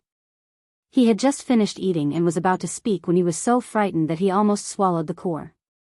He quickly coughed twice. Chang Yaya quickly made him spit out the core and let him take a sip of water from the water bag. Only then did he catch his breath. The little girl looked puzzled. Was that dainty euro poisonous? Gu Xiaoxi waved her hand, smiled, and hung the small bag back around her neck. He said, little uncle is quite good. He's not very miserable. Yes, you are. I really am not. It's too tragic. The little girl was very determined. A euro, Gu Yundong held back her laughter. 2 voices finally came from outside. Eldest sister, let's go home first. Father and aunt are waiting at home. That's right. My mother and uncle must be anxious. Yunshu and Yuanji were a step behind Kiki, so when they saw Kiki being carried into the carriage, they noticed that other than eldest sister and uncle, there was also a woman in the carriage. This should be little Aunt Hong Xiaonie, right? Although they were also very excited and happy, they were already men now. Men couldn't casually squeeze in, so they stood by the carriage and waited until they were almost done speaking before reminding them. Gu Xiaoxi looked at the 2 children standing in front of the carriage, his eyes shining. Yunshu, Yuanji.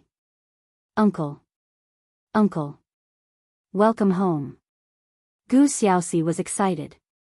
Really, they were all here. It was great that everyone was here. Uncle, sit down first. Let's go back. Yunshu and Yuanji immediately turned around. They didn't get into the carriage but ran back to the alley. Gu Xiaoxi became even more excited and did not notice that Gu Yunka was looking at Chang Yaya curiously. It was Gu Yundong who introduced them. This is little aunt. Chapter 1147, Finally Reunited. Chapter 1147, Finally reunited. When the carriage arrived at the small courtyard, Gu Dajiang and Gu Dafeng were already standing at the door and looking over anxiously. Seeing that the carriage had stopped, the 2 of them hurriedly went forward and lifted the curtain. They happened to meet Gu Xiaoxi, who had also come out. The three of them were stunned for a moment. Then, Gu Daifeng's eyes turned red. It's little brother. It's little brother. You've grown up and lost weight. Tears welled up in Gu Xiaoxi's eyes and he immediately jumped down from the carriage. Big sister. Gu Dafeng grabbed his hand and sized him up for a while. Did you suffer a lot? It's fine. Let's go home. With eldest sister and second brother around, you don't have to be afraid of anything in the future. Ah. Gu Dafeng grabbed his hand, her heart aching. He had really lost weight. Although he had never been fat when he was in old Gus' house, he was not so thin that he had lost his appearance. It was obvious that he had suffered a lot. Gu Dajiang stood at the side and slowly calmed down. Seeing that they were standing outside the door, he quickly said, all right. Go in first. Don't block the road. The group quickly entered the courtyard. Only then did the alley go smoothly. However, the neighbors were still very curious. Why was the Gu family always so lively? Which relatives had come? There was a heated discussion outside the door, but behind the door, there was already an excited scene. Gu Dajiang patted Gu Xiaoxi's shoulder and sighed. You've grown up. It had been 2 years since they last met, but there was a hint of frost on his face.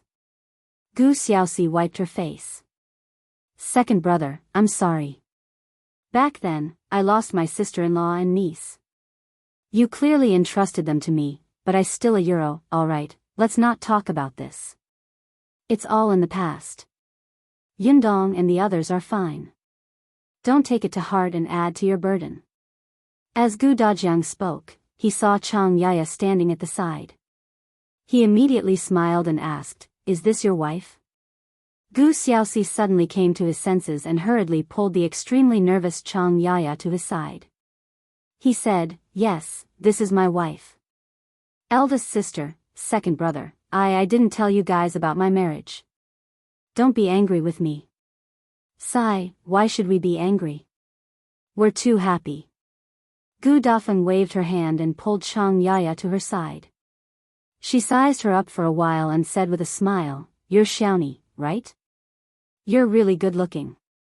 I can tell at a glance that you're a good girl. The scene fell silent. Gu Xiaoxi and Chang Yaya's expressions changed slightly. Gu Yundong coughed lightly and said, eldest aunt, this is little aunt. Her name is Chang Yaya. Gu Dafeng was stunned, and the others were also surprised. Wait, wasn't her name Hong Xiaoni? Gu Dafeng had even specially gone to the Su family to ask Mother Su these few days to confirm that she was called Hong Xiaoni. Gu Xiaoxi said, big sister, her name is Chang Yaya. As for Hong Xiaoni, I have nothing to do with her anymore. Anyway, things are a little complicated. I'll tell you guys later. Gu Dafeng nodded repeatedly. I was wrong. I deserve to be punished. Your name is Yaya, right? Don't be nervous. Live a good life with Xiaoxi in the future. I will love you too. It was obvious that Chang Yaya was an obedient and diligent girl. In eldest aunt Gus' eyes, Gu Xiaoxi was like her son. Now, she looked at Chang Yaya as if she was her daughter-in-law. Chang Yaya pursed her lips and nodded slightly, still looking very nervous. When the group finally sat down and began to talk, Chang Yaya finally heaved a sigh of relief. Chapter 1148, Fortunately, it's you. Chapter 1148, Fortunately, it's you. Gu Xiaoxi was the first to explain the situation between Chang Yaya and Hong Xiaoni. She briefly recounted how he and Hong Xiaoni had arrived at Great Rock Village, how they had lived in Great Rock Village, and how she had wanted to enter the Chiu mansion as a concubine some time ago, so she had colluded with the Zhou chief to plot against him and Chang Yaya. In the end, she had met Gu Yundong. The house was silent except for Gu Xiaoxi's calm voice. After he finished speaking, Gu Dafeng suddenly slapped the table. Why is this woman so vicious? If she wants to climb up the social ladder, so be it. Would Xiaoxi stop her from going? She insisted on harming 2 innocent people. Such a woman should be divorced and stay in the village for the rest of her life to drown in everyone's saliva. It's too disgusting. The others nodded, and Gu Dajiang clenched his fists. After a while, he looked at Xiao Qingyuan, who inexplicably felt a chill run down his spine. Unexpectedly, Gu Dajiang said, "Fortunately, it was you and Yundong who went to Great Rock Village. If you had brought your eldest aunt and me along, we would probably have been delayed on the way. If we were half a day late, I'm afraid we wouldn't have seen Xiaoxi again. Thankfully, it was you." Therefore, he did not pursue the matter of Xiao Wen's absence. Gu Dajiang was a smart person. Xiao Wen wasn't among the things Gu Xiaoxi had said. In addition, they hadn't seen him when they returned to the small courtyard this time. Gu Dajiang guessed that Xiao Wen might not have followed them to Great Rock Village. This brat Euro. When Gu Dafeng heard Gu Dajiang's words, he looked relieved and afraid. That's right. It was so close. I almost didn't make it in time. When I think about how they wanted to burn Xiaoxi to death, my heart beat rapidly. All right, the matter is over. Now that it's a blessing in disguise, everyone is happy. Yes, yes, yes. In the future, if anyone bullies you, Big Sister will be the first to not let them off. The Gu family was very happy that day. Gu Xiaoxi's return meant that their family had finally reunited. As for the Gu family, other than mentioning how to bring Yuanji back, there was nothing else.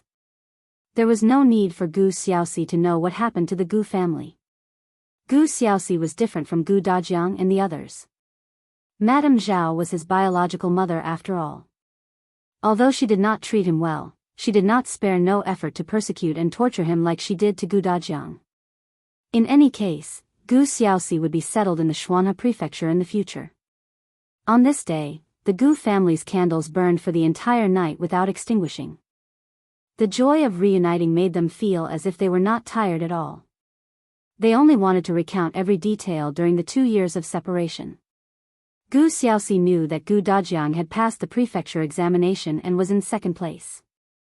He knew that Gu Chuyue had tortured eldest sister and brother-in-law for an entire year before she was finally free. Now, she had already started carving wood and was selling it at the market. The business was actually not bad. He knew that Yundong not only had a shop in the prefectural city, but he also had a workshop and fruit forest at home. He knew that Yunshu and Yuanji were both studying in school. He knew that Yunka had become a foodie who was especially passionate about cooking. He knew that his sister-in-law's condition was under control. As long as they found Bai Muzi, she would be completely cured. Their lives were getting better and better. In the end, Gu Dafeng asked Gu Xiaoxi, "Although you and Yaya have signed the marriage contract, you still have to hold the banquet. After all, Yaya abandoned everything and followed you all the way here. We can't let her suffer." Chapter 1149, The Best Choice. Chapter 1149, The Best Choice. Chang Yaya was stunned. She looked up at Gu Dafeng in disbelief. After she followed Gu Xiaoxi and rejected Chief Chang's suggestion to hold a banquet, she never thought of wearing the wedding dress again. She did not expect that her eldest aunt would actually take the initiative to mention it. She looked at Gu Xiaoxi, who immediately nodded. "I think so too. I also want to hold a banquet and let eldest sister and second brother watch us get married. Without the blessings and witness of his family, the marriage would not be perfect." Chang Yaya pursed her lips and lowered her head slightly. Slowly, the corners of her mouth curled up. Gu Dajiang glanced at Xiao Qingyuan again, and the latter's back stiffened. The frequency of his future father-in-law looking at him today was a little high. Unexpectedly, Gu Dajiang said, "There's a good day at the end of August. I've gotten someone to calculate it. It's the best and most suitable day for wedding this year. If we hold a banquet on this day, the new couple will be harmonious for the rest of their lives. I originally wanted Yundong to get married that day, but you're her uncle and have already signed the marriage contract. Why don't you get married first and let them choose another date next year? Next year? Definitely not." Xiao Qingyuan hurriedly said, "Why don't we get married together? It'll be lively. Uncle hasn't been in the Xuanhe prefecture for long, and he doesn't know many people. It's a little cold to hold a wedding banquet alone. Why don't we hold a big one? Besides, although uncle's seniority is high, He's about the same age as me. Wouldn't it be a good thing for two couples to hold the wedding together? Gu Dajiang looked at him with a faint smile. It's rare to hear you say so much in one go. He did not retort and seemed to agree. Xiao Qingyuan heaved a sigh of relief and couldn't help but smile. Unexpectedly, when he and Yundong went to Great Rock Village, Uncle Gu had already chosen the date. It was already May, and there were still 3 to 4 months to the end of August. At that time, the weather had already begun to cool down, so it was not very painful. All right, it's getting late. Go and rest first. We'll talk later. Gu Dajiang hurried everyone to rest. It was already very late, so everyone rested in the small courtyard. They could still stay if they squeezed.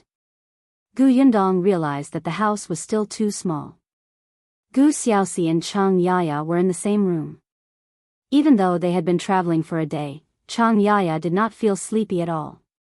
After a while, she grabbed his hand and suddenly whispered, "Your brother and sister are fine. I'll get along well with them in the future." The only response she got was Gu Xiaoxi's steady breathing.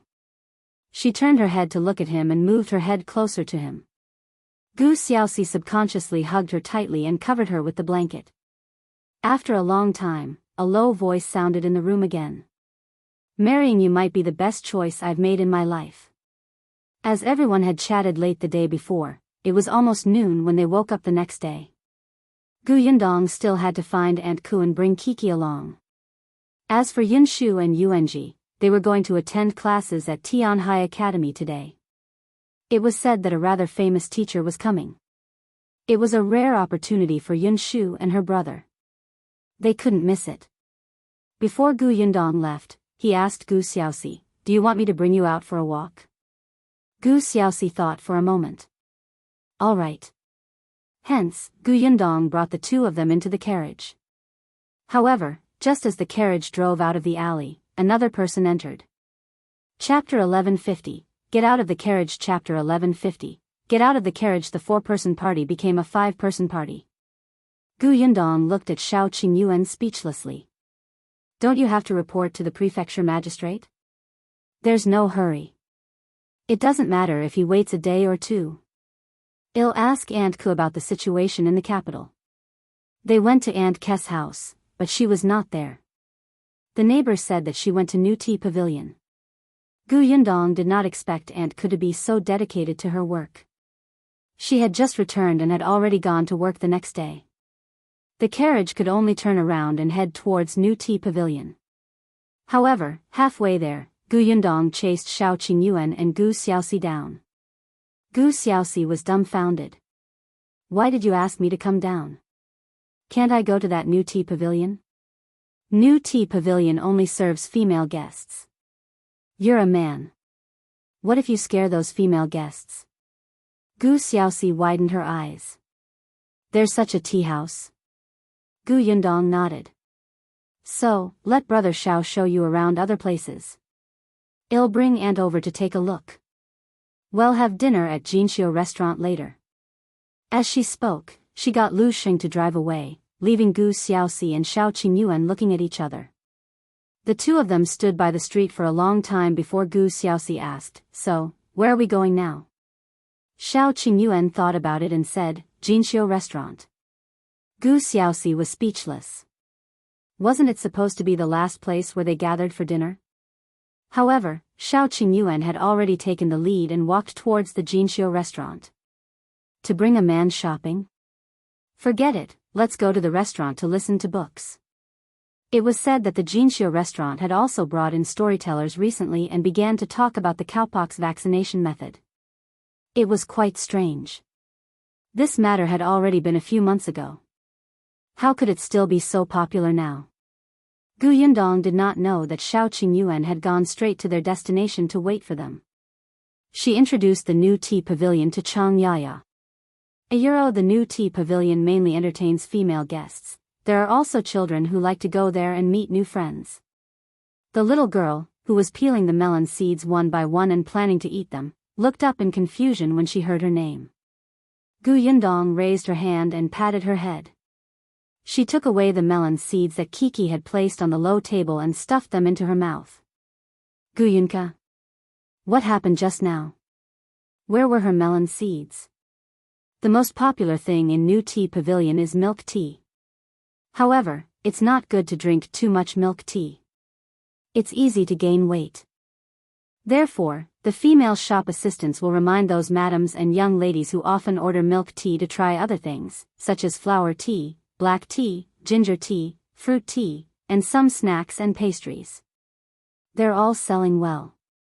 You can try them when we reach the shop. Xianxia quickly shook her head. They sound very expensive. I don't want them. She had heard it clearly. Yundong said that the people who went to the shop were all madams and young ladies. It was obvious that they were rich. Their food and drinks were definitely not cheap. Kiki peeled a few more melon seeds. Just as she raised her head to rest, she replied, "It's expensive if they're sold to others, but it won't be expensive for little aunt to drink." Xianxia liked Kiki very much and immediately asked her with a smile, "Why?" "Because my sister owns the shop." She thought for a moment and shook her head. "No, my sister owns it with someone else." Xianxia suddenly raised her head. Shayuro opened it. As they spoke, the carriage stopped at the entrance of New Tea Pavilion. Chapter 1151, She's Too Attractive. Chapter 1151, She's Too Attractive. Gu Yundong was the first to get out of the carriage. She carried the little girl who was busy stuffing melon seeds into her mouth. When Xianxia came down, she was shocked. This was New Tea Pavilion? Wasn't it just a small shop? It was actually so big. Moreover, this New Tea Pavilion was too beautifully renovated and rich. There were actually 2 floors, and it was filled with guests, all of whom had high statuses. Xianxia could not move her feet for a moment. It was only when Kiki blocked her and Gu Yundong from both sides that she brought her into New Tea Pavilion. Gu Yundong had not been here for a while. The New Tea Pavilion was even livelier than before. It was not even noon, but the lobby on the first floor was already full. The shop assistants were a little busy. Lan Huar was also there. She had just returned from delivering a cup of milk tea. When she saw Gu Yundong, her face lit up and she hurriedly welcomed him. "Boss Gu, you're here. What do you want to drink?" "I'll send it to you." There was an empty room in New Tea Pavilion for the owners. Gu Yundong only sat in the other rooms when she first came. Later on, she went to specific rooms. Gu Yundong looked around and asked her, "Where's Aunt Ku?" Aunt Ku and Madame Chiu are talking inside. They seem to be discussing something. "I'll call them." Lan Huar was about to leave. Gu Yundong stopped her. "No need. Let's wait for them to discuss it first. This is my aunt. Bring us 2 cups of milk tea and 1 cup of milk for Kiki." "All right, boss."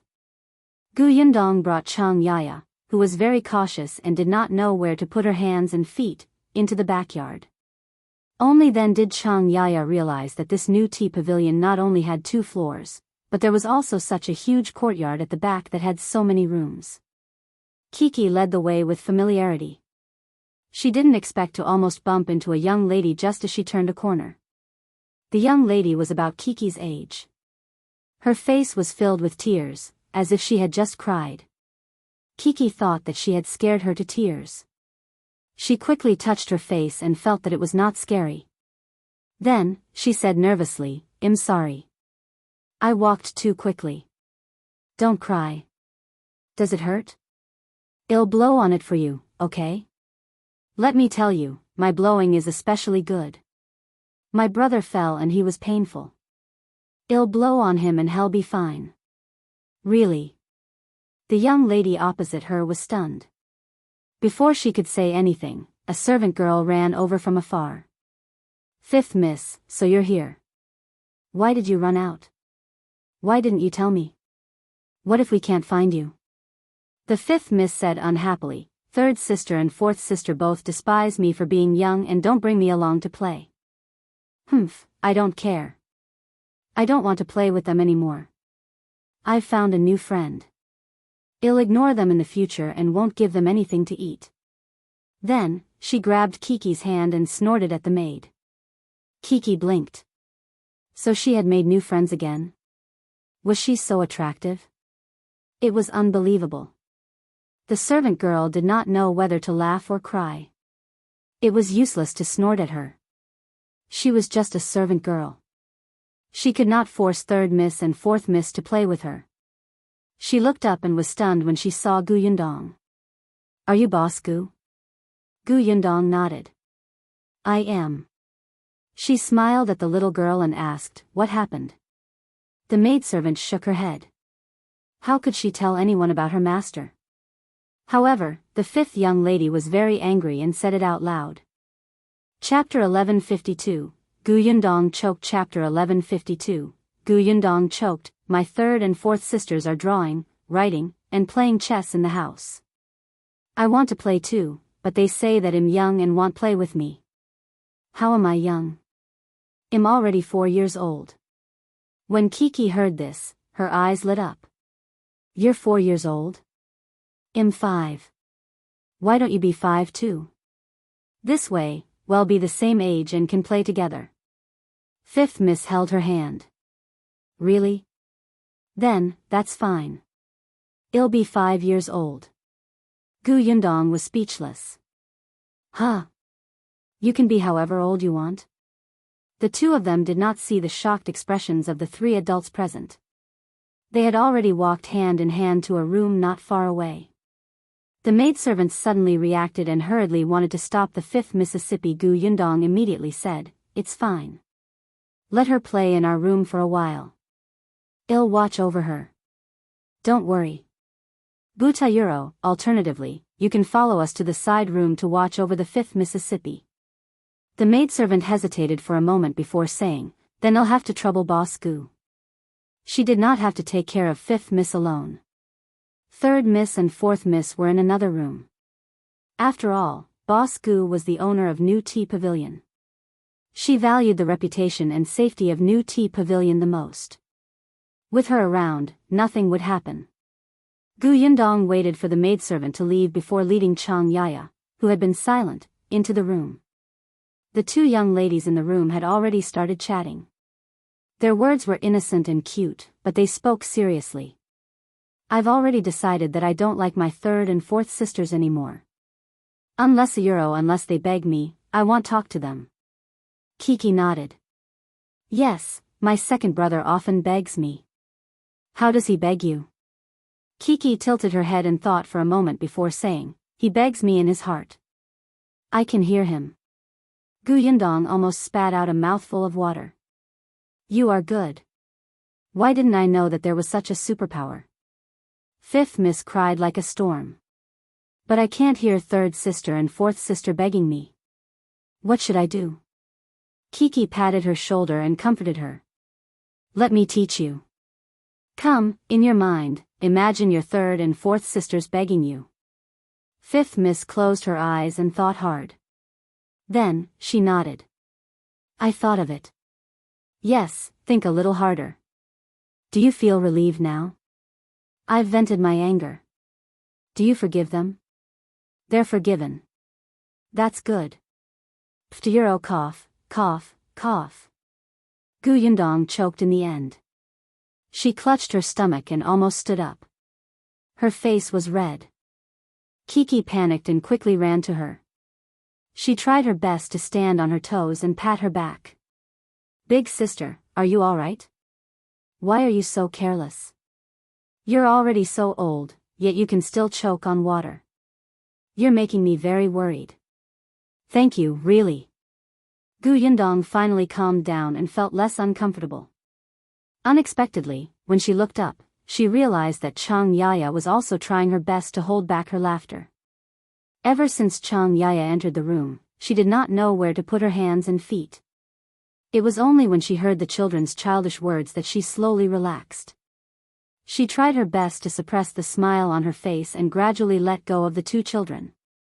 Actually, the older children are not willing to play with the younger ones, so you can find someone of similar age and play with something else. Play with something else? What? Chapter 1153, Something Kids Play With. Chapter 1153, Something Kids Play With. Fifth Miss tilted her little head and looked curious. I know how to flip a flower rope and pitch pot, but they still despise me for being too young and say that I don't have the strength. Humph. Xianxia was stunned. Many things played by children from the countryside flashed across her mind, such as jumping on a horse, throwing mud, hitting a rat, throwing stones, and so on. However, these things did not seem to be suitable here. These children were all young ladies from wealthy families. They played elegantly. Didn't they hear what she said just now? Drawing, playing chess, and writing. No one was willing to get mud on them. Facing Fifth Miss' expectant gaze, Xianxia instantly felt a little guilty. She could not help but look at Gu Yundong, who stroked her chin thoughtfully. After a while, she suddenly said, "That's a problem. I have an idea, but it will take some time." As she spoke, she stroked Fifth Miss' head and said softly, "I have something fun here, but I haven't made it yet. You have to wait for a while. Can you play with Kiki first? When it's done, Kiki will be the first to invite you over to play, okay?" Fifth Miss instantly shifted her gaze and met Gu Yundong's eyes. Her face was filled with excitement. "Something fun? What is it?" "You'll see. Be patient." "Okay." Fifth Miss was comforted and immediately went to flip the flower rope with Kiki. Lan Huar quickly brought in milk tea and milk. Gu Yundong gave Xianxia a cup. Xianxia only felt that the cup was filled with a sweet fragrance. She could not help but swallow her saliva and lower her head to take a careful sip. Then, her eyes lit up. It was really delicious. No wonder so many madams and young ladies like to come to New Tea Pavilion. The thing called milk tea could really make one's tongue taste sweet. Xianxia's face was filled with happiness. After drinking half a cup, she suddenly came to her senses. She hurriedly put down the cup and turned to look at Gu Yundong. Unexpectedly, Gu Yundong took out a piece of paper and a brush from somewhere and was seriously drawing something.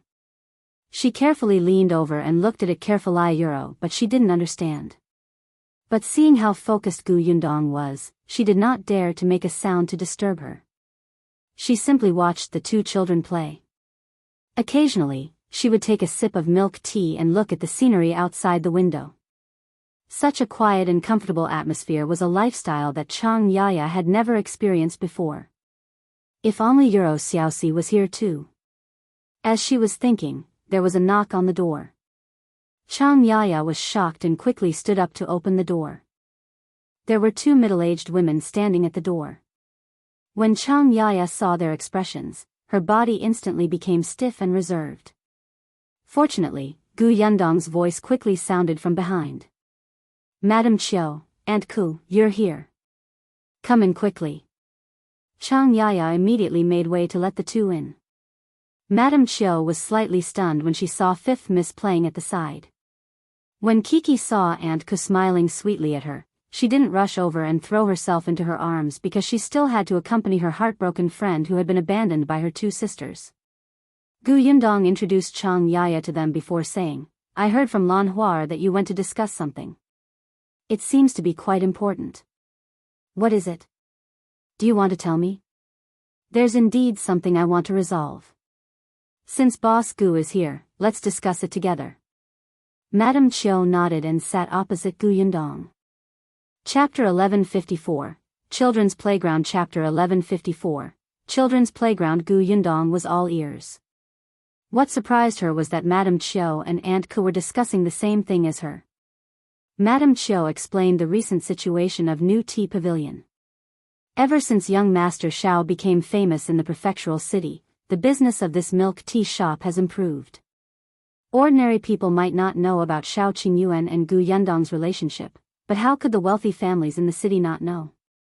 They would find out after a simple investigation, so there were especially many madams and young ladies who came to the shop. There were many wives and children. There were not many rooms that were filled with childishness. However, these young children especially liked such a room and were unwilling to give it up. Later on, Madame Chiu thought that she might as well let the children play together and let the servants watch over them. Then, there would be no need to snatch the room. However, a new problem arose. The younger children could not stay in the room for too long, especially when they saw the older young masters and young ladies drawing and reading. They felt especially bored and shouted to find their mother. After they found their mothers, because the room was too strict, they were dissatisfied again. Therefore, the backyard of New Tea Pavilion would often become chaotic, affecting the other guests. Thus, Madame Chiu started discussing this matter with Aunt Ku, who specialized in taking care of children. Gu Yundong smiled when she heard that. She turned the piece of paper that she had just drawn around to show them. Madame Chiu tilted her head and stared at it for a long time, but she couldn't figure it out. She asked in confusion, "What is this?" "This is called a slide. It's specially for children to play with. There are also small swings beside it, small wooden horses, and seesaws. When the time comes, the young children who can't sit still can come to this area to play." The backyard of New Tea Pavilion was big enough. They could specially open a large room with soundproof walls. The ground was covered with a thick carpet, so they were not afraid of the child falling. They also found 2 people to specially look after the child. These kids would love it, she thought. New Tea Pavilion's business was booming, and problems followed. When faced with such a situation, they naturally had to think of a way to resolve it. Gu Yundong used to like the children's area specially set up by some restaurants. When adults ate, they chatted for a long time. Most of the children were impatient and could not sit still. Their parents could not let them run around in the restaurant. At this time, the children's area was very convenient. Madame Chiu's eyes lit up as she listened to Gu Yundong's explanation. There was no need for a large space. There was no need for them to stay quietly. They would not despise the room for not being child-friendly. "Good, very good." Madame Chiu clapped her hands and said, "Let's do that." "Boss Gu, are you going to do this?" Gu Yundong thought of Bien Han. His uncle's legs were much better now. He used to be a carpenter, so carpentry was not a problem. However, carpentry jobs were not easy to find, so he gradually began to carve some exquisite things. The slide could be made of many small wooden blocks. Bien Han was used to carving, so he must be very careful and patient when making this thing. At the same time, she would take care of her uncle's business.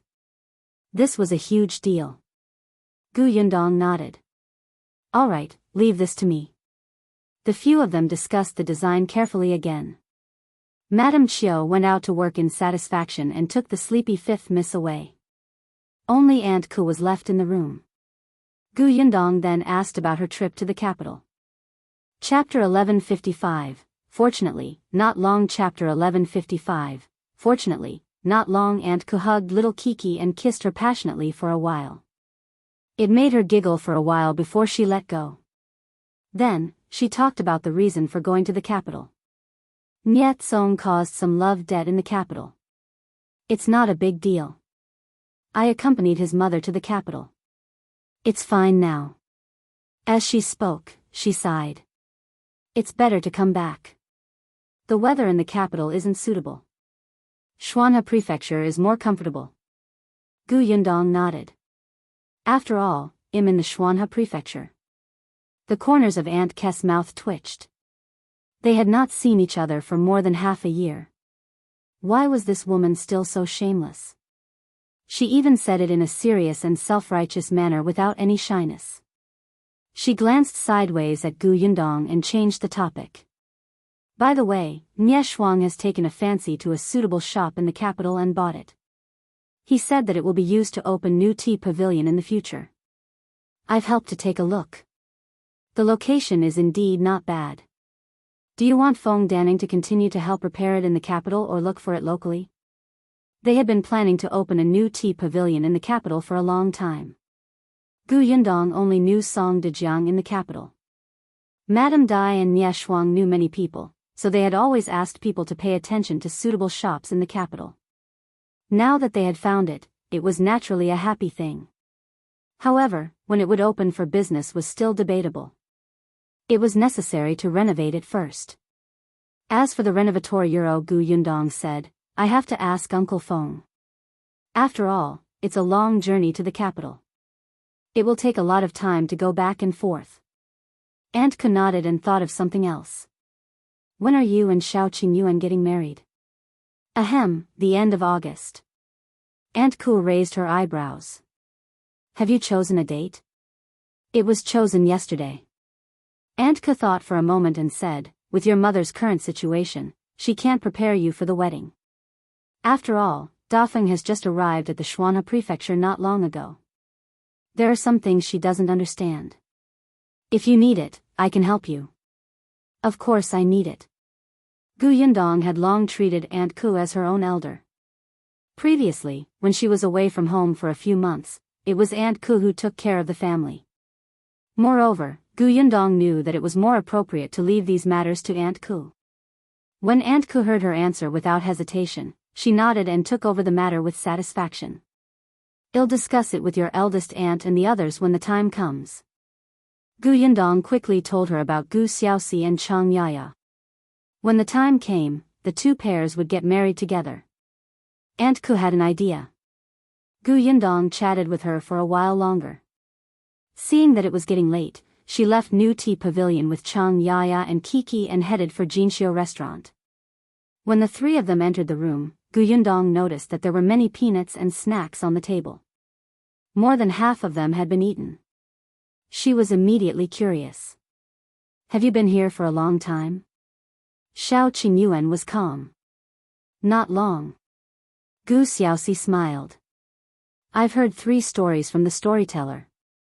It's really nice. Gu Yundong, Ayuro, Chang Yaya immediately sat beside Gu Xiaoxi and asked softly, what story did you tell? I'll tell you when we get back. He whispered into her ear. Xiao Qingyuan coughed lightly as if nothing had happened.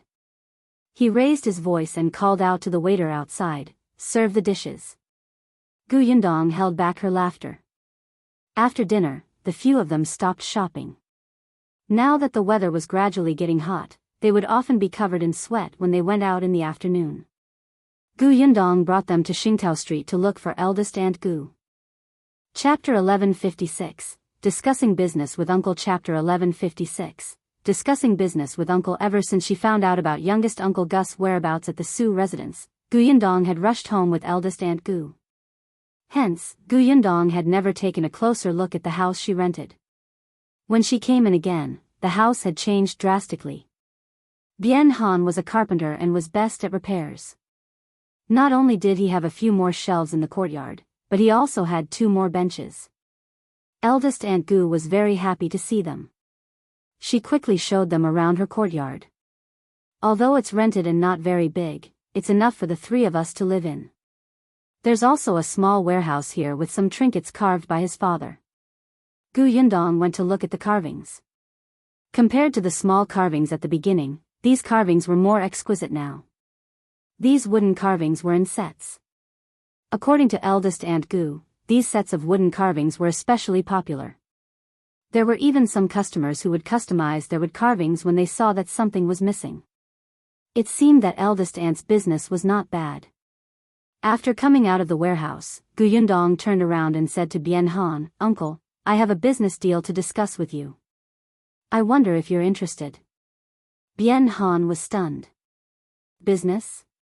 Yes, I want to hire you to help me make a set of things. Bien Han immediately waved his hand. Yundong, just tell me what you want to do. I can do it immediately. You're treating me like an outsider if you talk about business. Eldest Aunt Gu also nodded at the side. That's right, that's right. You're still talking about money with Aunt and Uncle? Gu Yundong did not know whether to laugh or cry. Aunt, if I ask Uncle to do it myself, would definitely not be polite. But this is a job in the shop. How can I take advantage of Uncle? From the shop. Gu Dafeng was surprised. New Tea Pavilion? Gu Yundong nodded. Gu Dafeng immediately became excited. New Tea Pavilion was not Yundong's own business. Of course, the accounts had to be clearly divided. She did not refuse. Then what else does the new tea pavilion need him to do? Do you want to carve things? Do you have any requirements for wood? Bien Han rubbed his hands excitedly as he listened from the side. New tea pavilion's business. From Yendong's words, it was a big business. Among the people present, only Chang Yaya knew what kind of job it was. Xiao Qingyuan and Gu Xiaoxi were both confused. Gu Yundong entered the house with a smile and showed Bien Han the drawings he had made earlier. This is a slide. It's not a small carving. It's a bigger one. It's for children to play with. Can Uncle make it? Bien Han took the blueprints over. He could not understand the blueprints at first, especially the blueprints drawn by Gu Yundong. Only someone like Feng Danning, who had worked with her before, could understand them at a glance. However, Bien Han had been staying in the small courtyard for the past few days. Gu Yundong and Gu Dajiang had painted a lot, so he would also ponder over it. In addition, a portion of the set of things he had carved previously had been drawn by Gu Yundong, so he was quite familiar with this. However, the blueprint this time was of a larger size. He needed Gu Yundong to explain it to him in detail. Bien Han's eyes lit up as he listened. He looked at the blueprint again and again. After a while, he said, "Independent Illinois, try it first and make a small one first." Seeing how cautious he was, Gu Yundong felt that there was no problem. Bien Han immediately took a piece of wood and began to work while Gu Yundong and the rest went to the Su residence. Chapter 1157, High Pei. Chapter 1157, High Pei. After returning from Great Rock Village, Gu Yundong felt that she still had to make things clear to Mother Su about Hong Xiaoni. Gu Xiaoxi also wanted to visit Mother Su. When she first came to the Shuana prefecture, Mother Su had also taken care of him. Moreover, it was Mother Su who told Gu Yundong about him.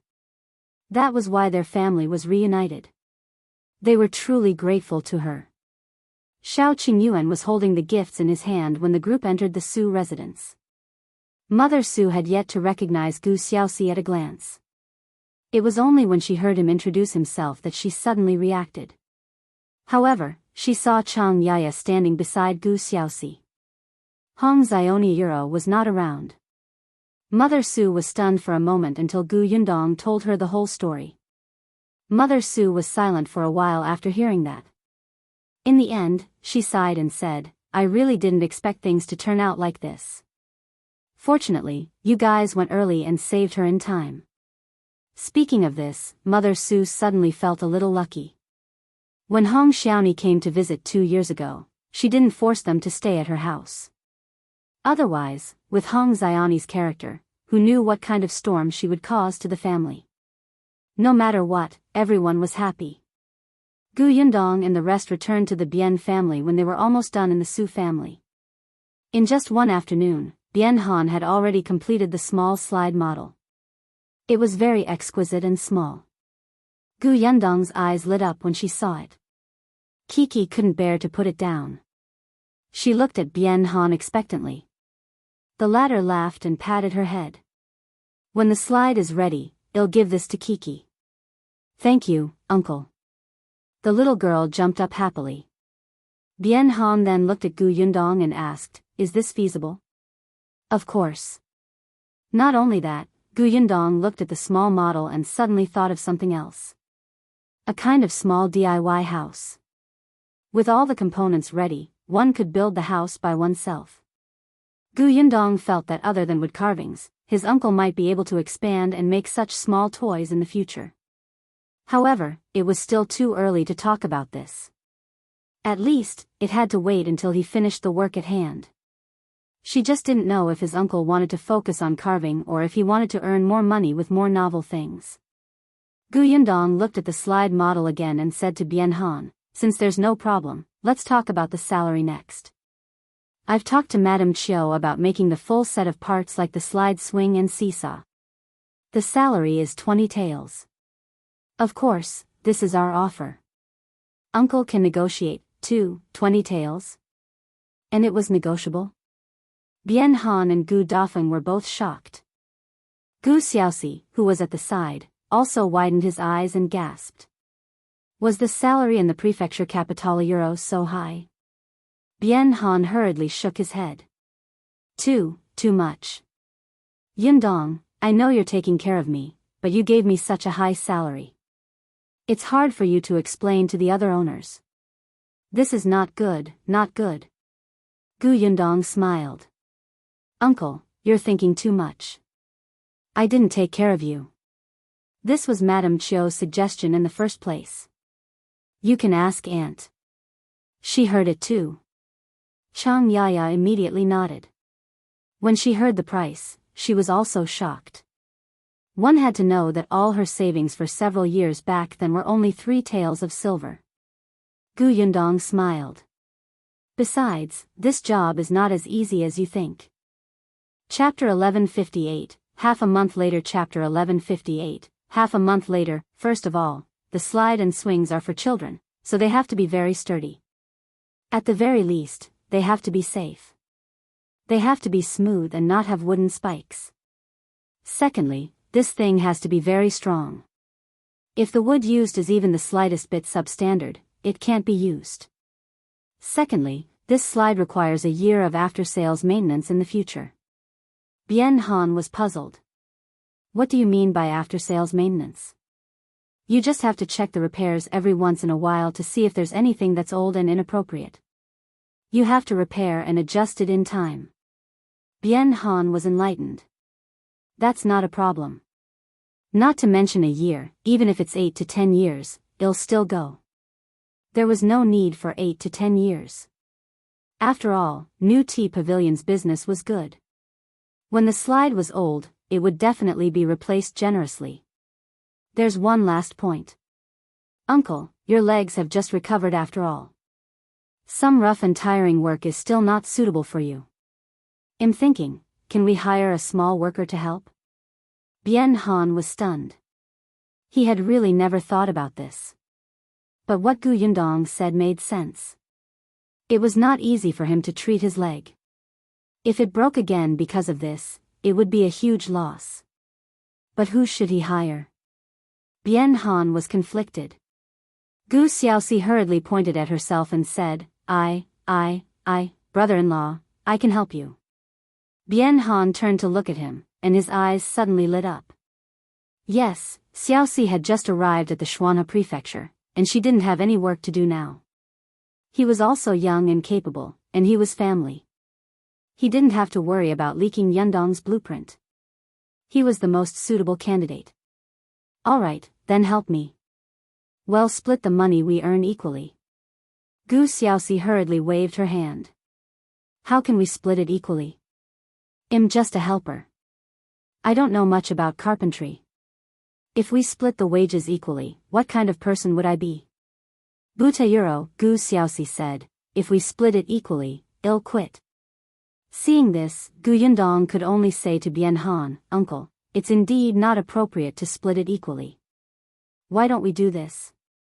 Since Uncle is here to help, you'll give him the salary of the workers in the prefectural city. How about that?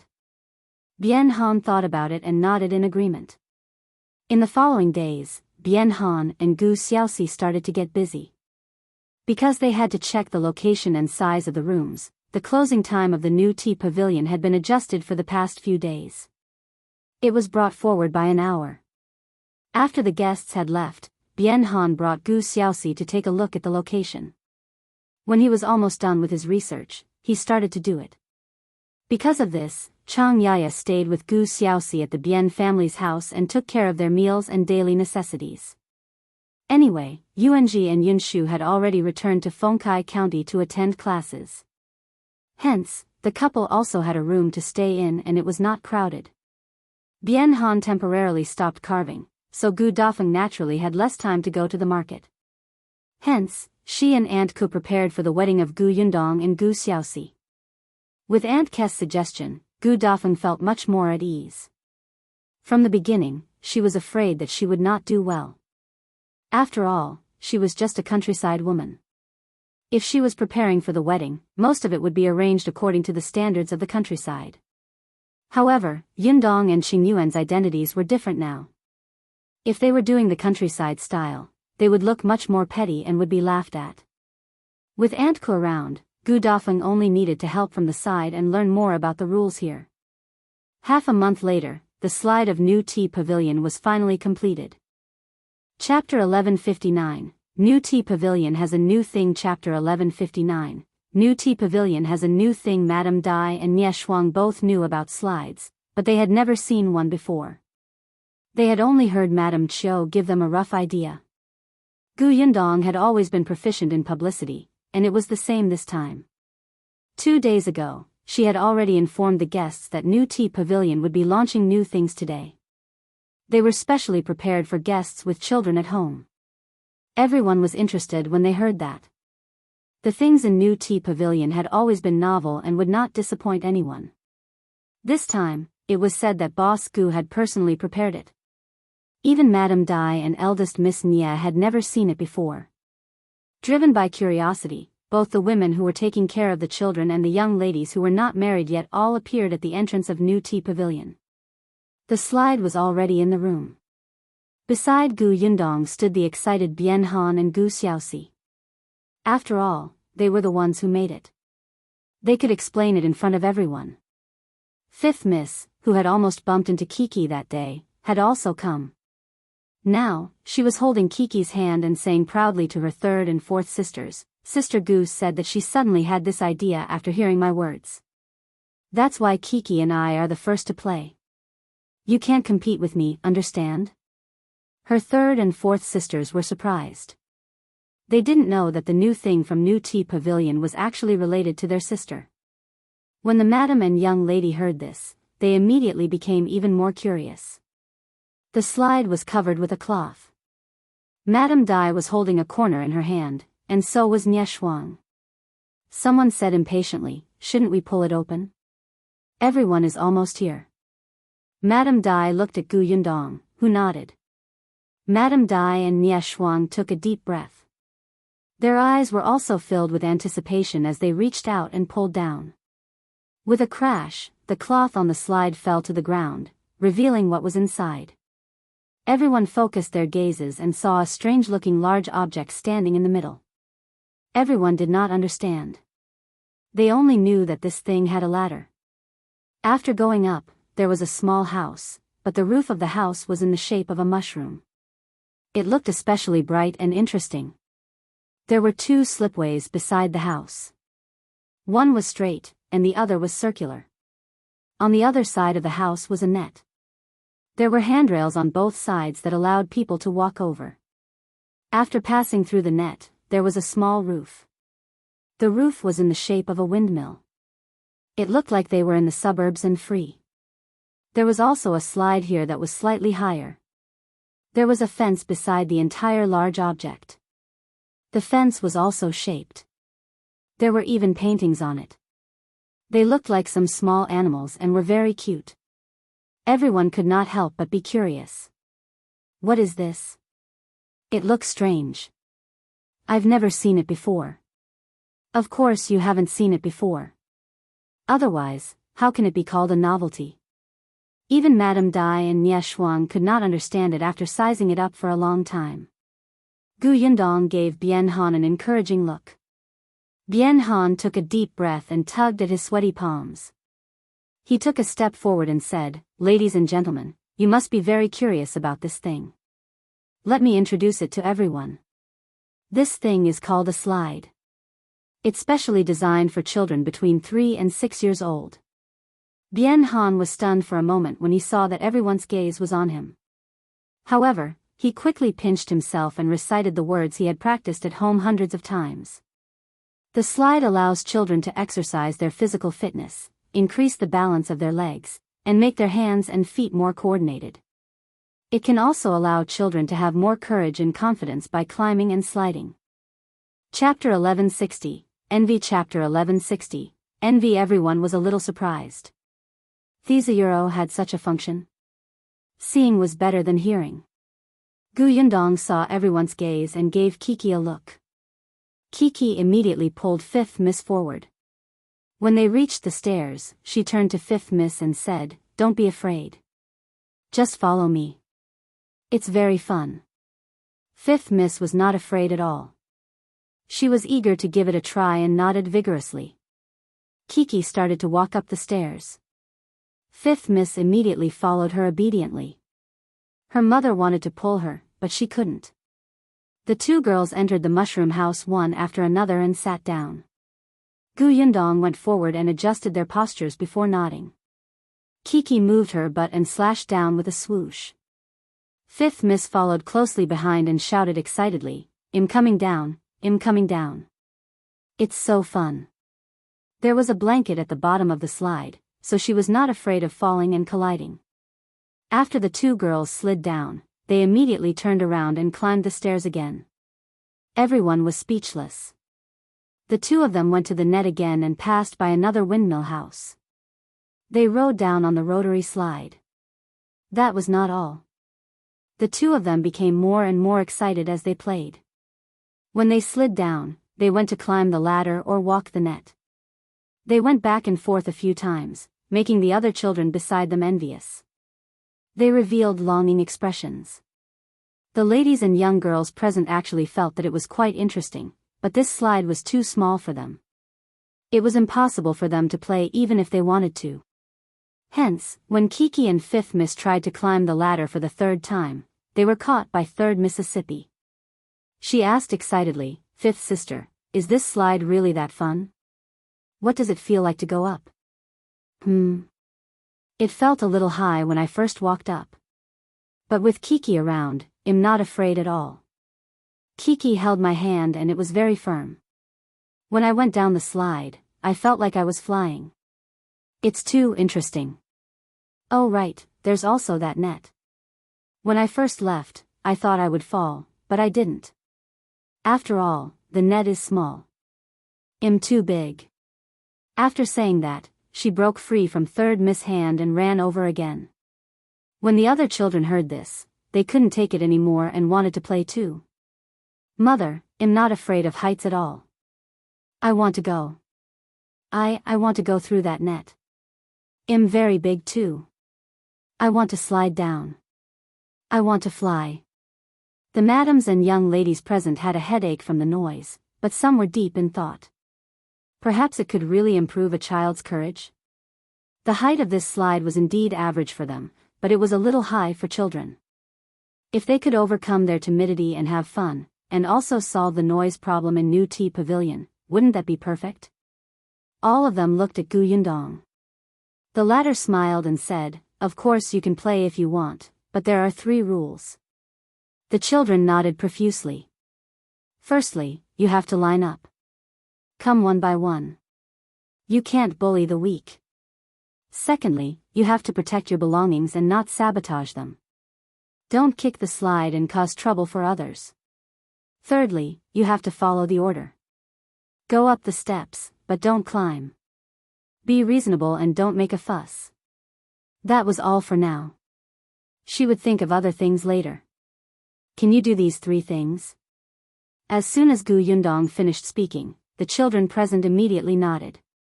Yes, yes, yes. Chapter 1161, Salary of 20 Taels. Chapter 1161, Salary of 20 Taels. Gu Yundong got someone to arrange for them to line up and come one by one. Then, she lifted the other 3 pieces of cloth. Everyone was stunned and looked at the 3 facilities. One was a swing set. They knew this. The other was a small wooden horse. They also knew this. The last Oniyuro. Gu Yundong did not say much and let Kiki and Fifth Miss play. The 2 of them immediately sat on both sides of the seesaw. There were 2 small stools on both sides, and there was a rail in front for you to hold. After Kiki sat on it, she tapped her toes and flew up. The other children were attracted over, but they also wanted to play with the slide. They looked at this and then at that, their faces filled with anxiety. But these children were still queuing obediently because of what Gu Yundong had said. Soon, people at the swing set and the small wooden horse went up to play, but the most lively thing was still the slide. A madam looked at the lively scene and could not help but say, "My son has always liked to pretend to be an adult. It's rare to see him acting like this now." That's right. My girl has always been afraid of heights. She doesn't mind now. Presumably, she had been pretending in the past, but when she saw something fun, she revealed her true colors. The children played together. These people were all children from wealthy families. They had been trained in basic etiquette since they were young. Most of them could listen, so it was not difficult to manage them. Aunt Ku was in charge here. She had always liked children and could even tell stories to these little fellows. Gu Yundong saw that there was nothing else for her to do here, so she brought Bian Han and Gu Xiaoxi out. As soon as the two of them arrived at the courtyard, they could not help but feel excited. I didn't expect it to be so popular. Look at those children. They're having a lot of fun. I think the guests are also very satisfied. Gu Yundong led them to the counter and said, when this place becomes popular, there might be business. Uncle, you have to be mentally prepared. Bian Han clenched his fists. Will there really be business? Will they spend money to make such a thing and leave it at home? Of course there will. You'll know when the time comes. As they spoke, the three of them stopped in front of the counter. Madame Chiu was already there. When she saw Gu Yundong, she nodded slightly. Then, he took out a money bag from under the counter and pushed it in front of Bian Han. With a businesslike expression, he said, "Hey, raise 20 taels of silver. It's the fee for this slide. According to what we agreed on back then, there's still a year to repair it." 20 taels of silver. Was it really 20 taels of silver? Bian Han could be considered to have seen the world now, but earning 20 taels in one go was still a huge sense of accomplishment for him. He nodded quickly. I'll come over often to see if the slide swing is damaged. Many, many thanks. Bian Han kept the silver and smiled widely. It had only been half a month, but he had already earned so much. After the payment was settled, Gu Yundong left New Tea Pavilion with the two of them. After getting into the carriage, Bian Han opened the money bag and took out the silver pieces inside. He handed 3 taels of silver to Gu Xiaoxi. Raise your pay. The workers in the prefectural city earned about 3 taels of silver a month. This was the case for Su Changshan and Zhuangzi in Gu Yundong's shop. Gu Xiaoxi had actually only worked for half a month. However, the estimated working period was a month. The salary had already been discussed, so the money wasn't too much.